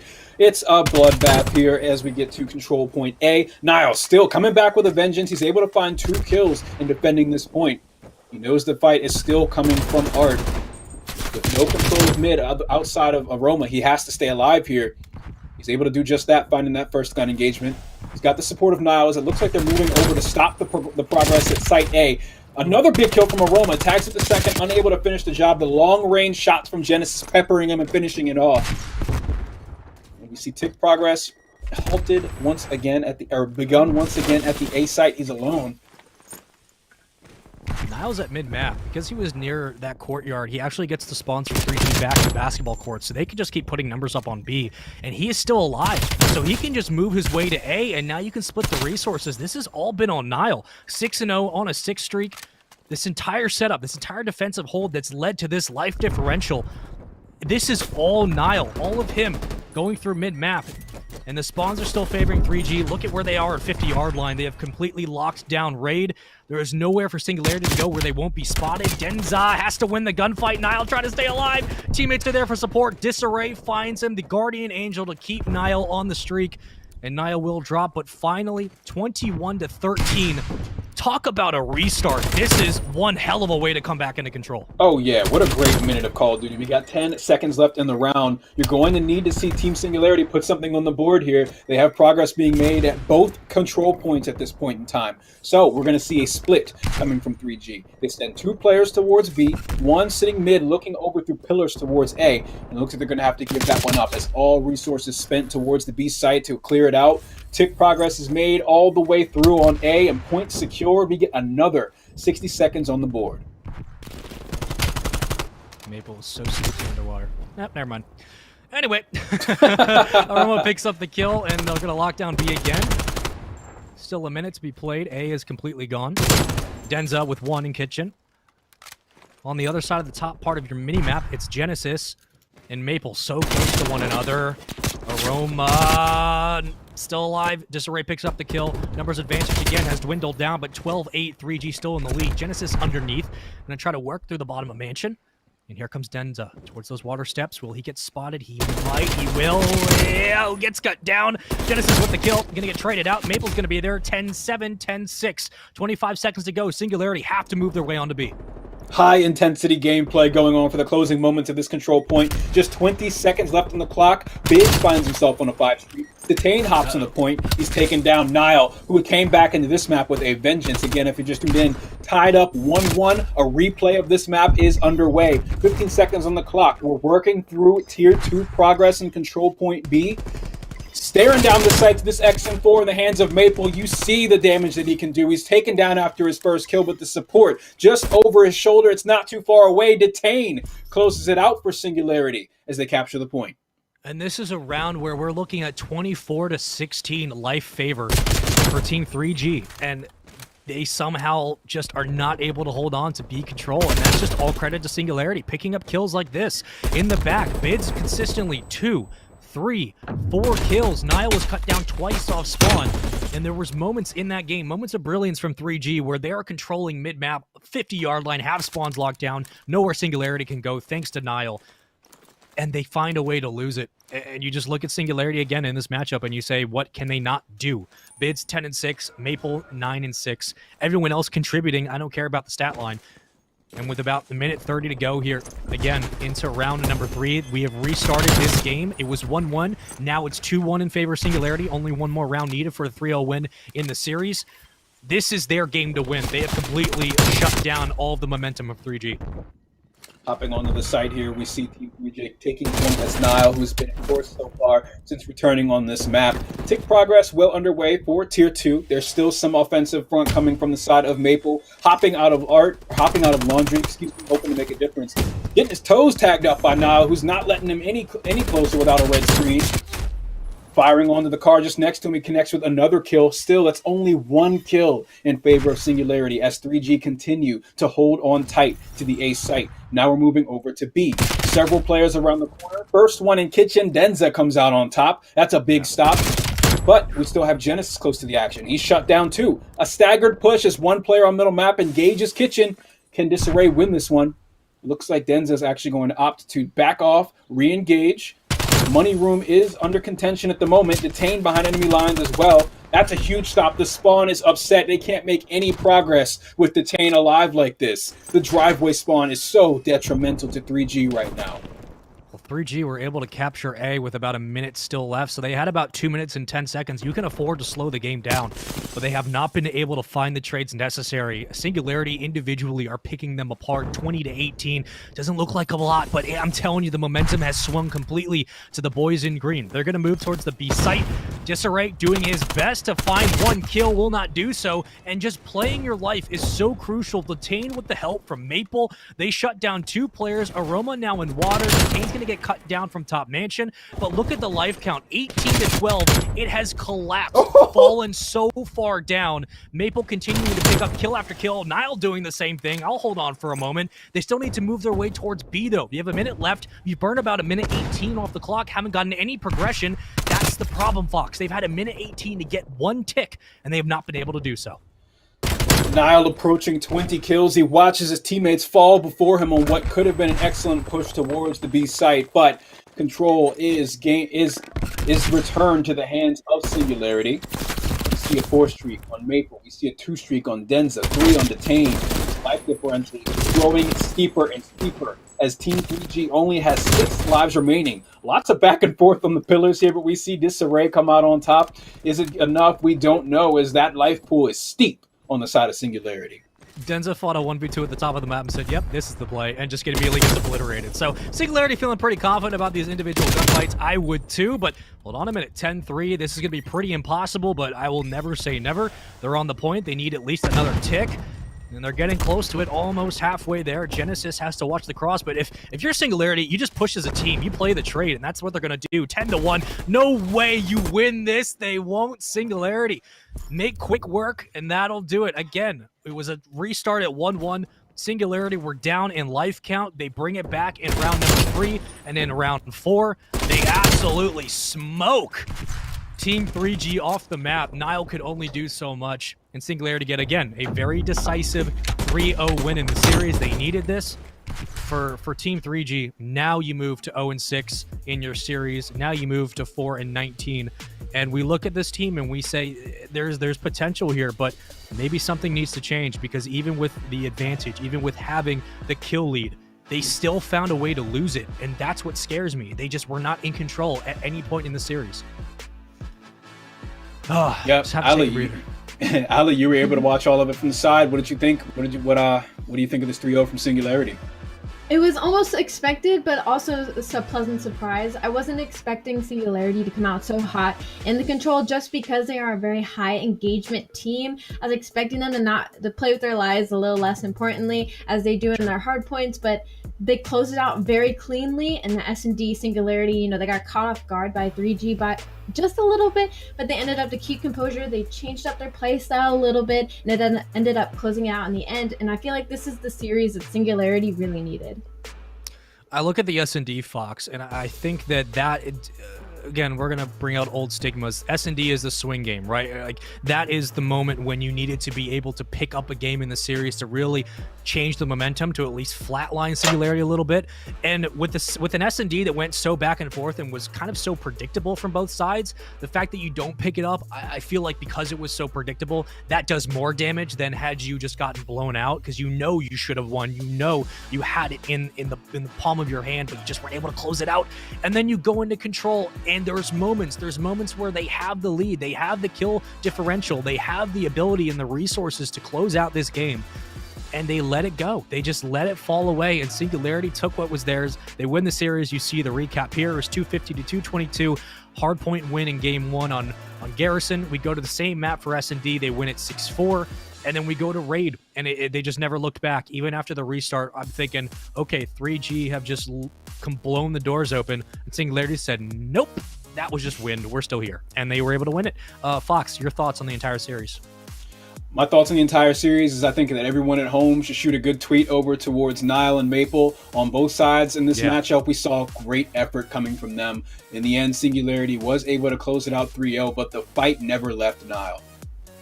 It really didn't. And let's take a look at the standings, because now things have updated. We have seen 2.5 matches here. And more importantly, actually, let's take a look at the schedule, because we have gone through about half of our series for today. We have seen Trainhard and Connect 4. Trainhard won 3-0 over Connect 4. It was a surprising series, but a very impressive win from Trainhard. Then Team Singularity just saw 1 and a 3-0 sweep over Team 3G, bring out the brooms. It was a clean one at that. And now we look at the North American bracket. We got Maki Maki and Mr. Midmaps coming up in a little bit, and then Team Z followed by Higher. And I know that Maki Maki, Mr. Midmaps is not necessarily the most exciting for a lot of people. They feel like, oh, they're 2 teams sitting at the bottom of the leaderboard. Why would this matter? Because the rosters of these teams are so impressive that the fact that they're 0-5 or, 1-14 in map count, it is disappointing.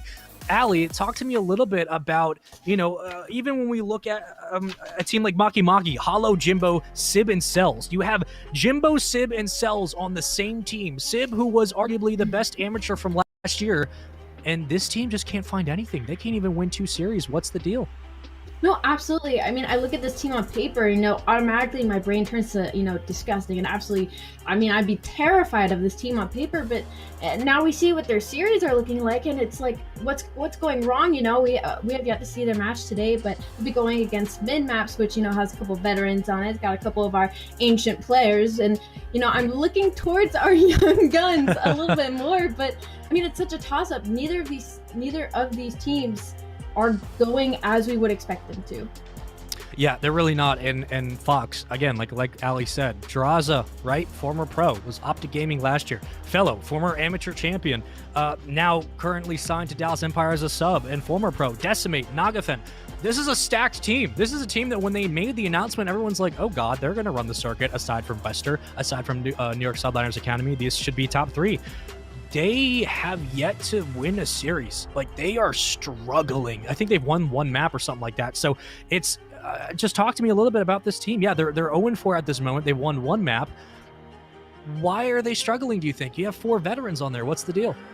Yeah, so getting the chance to speak a little bit with Fellow, I did see him mention that his team just didn't come with enough intensity, especially in their first series. That was something that they said, and maybe that's haunting them throughout the rest of the day. So you got to look to see these guys step it up. They're big names in the Call of Duty scene, and we'll see what unfolds in the rest of this night.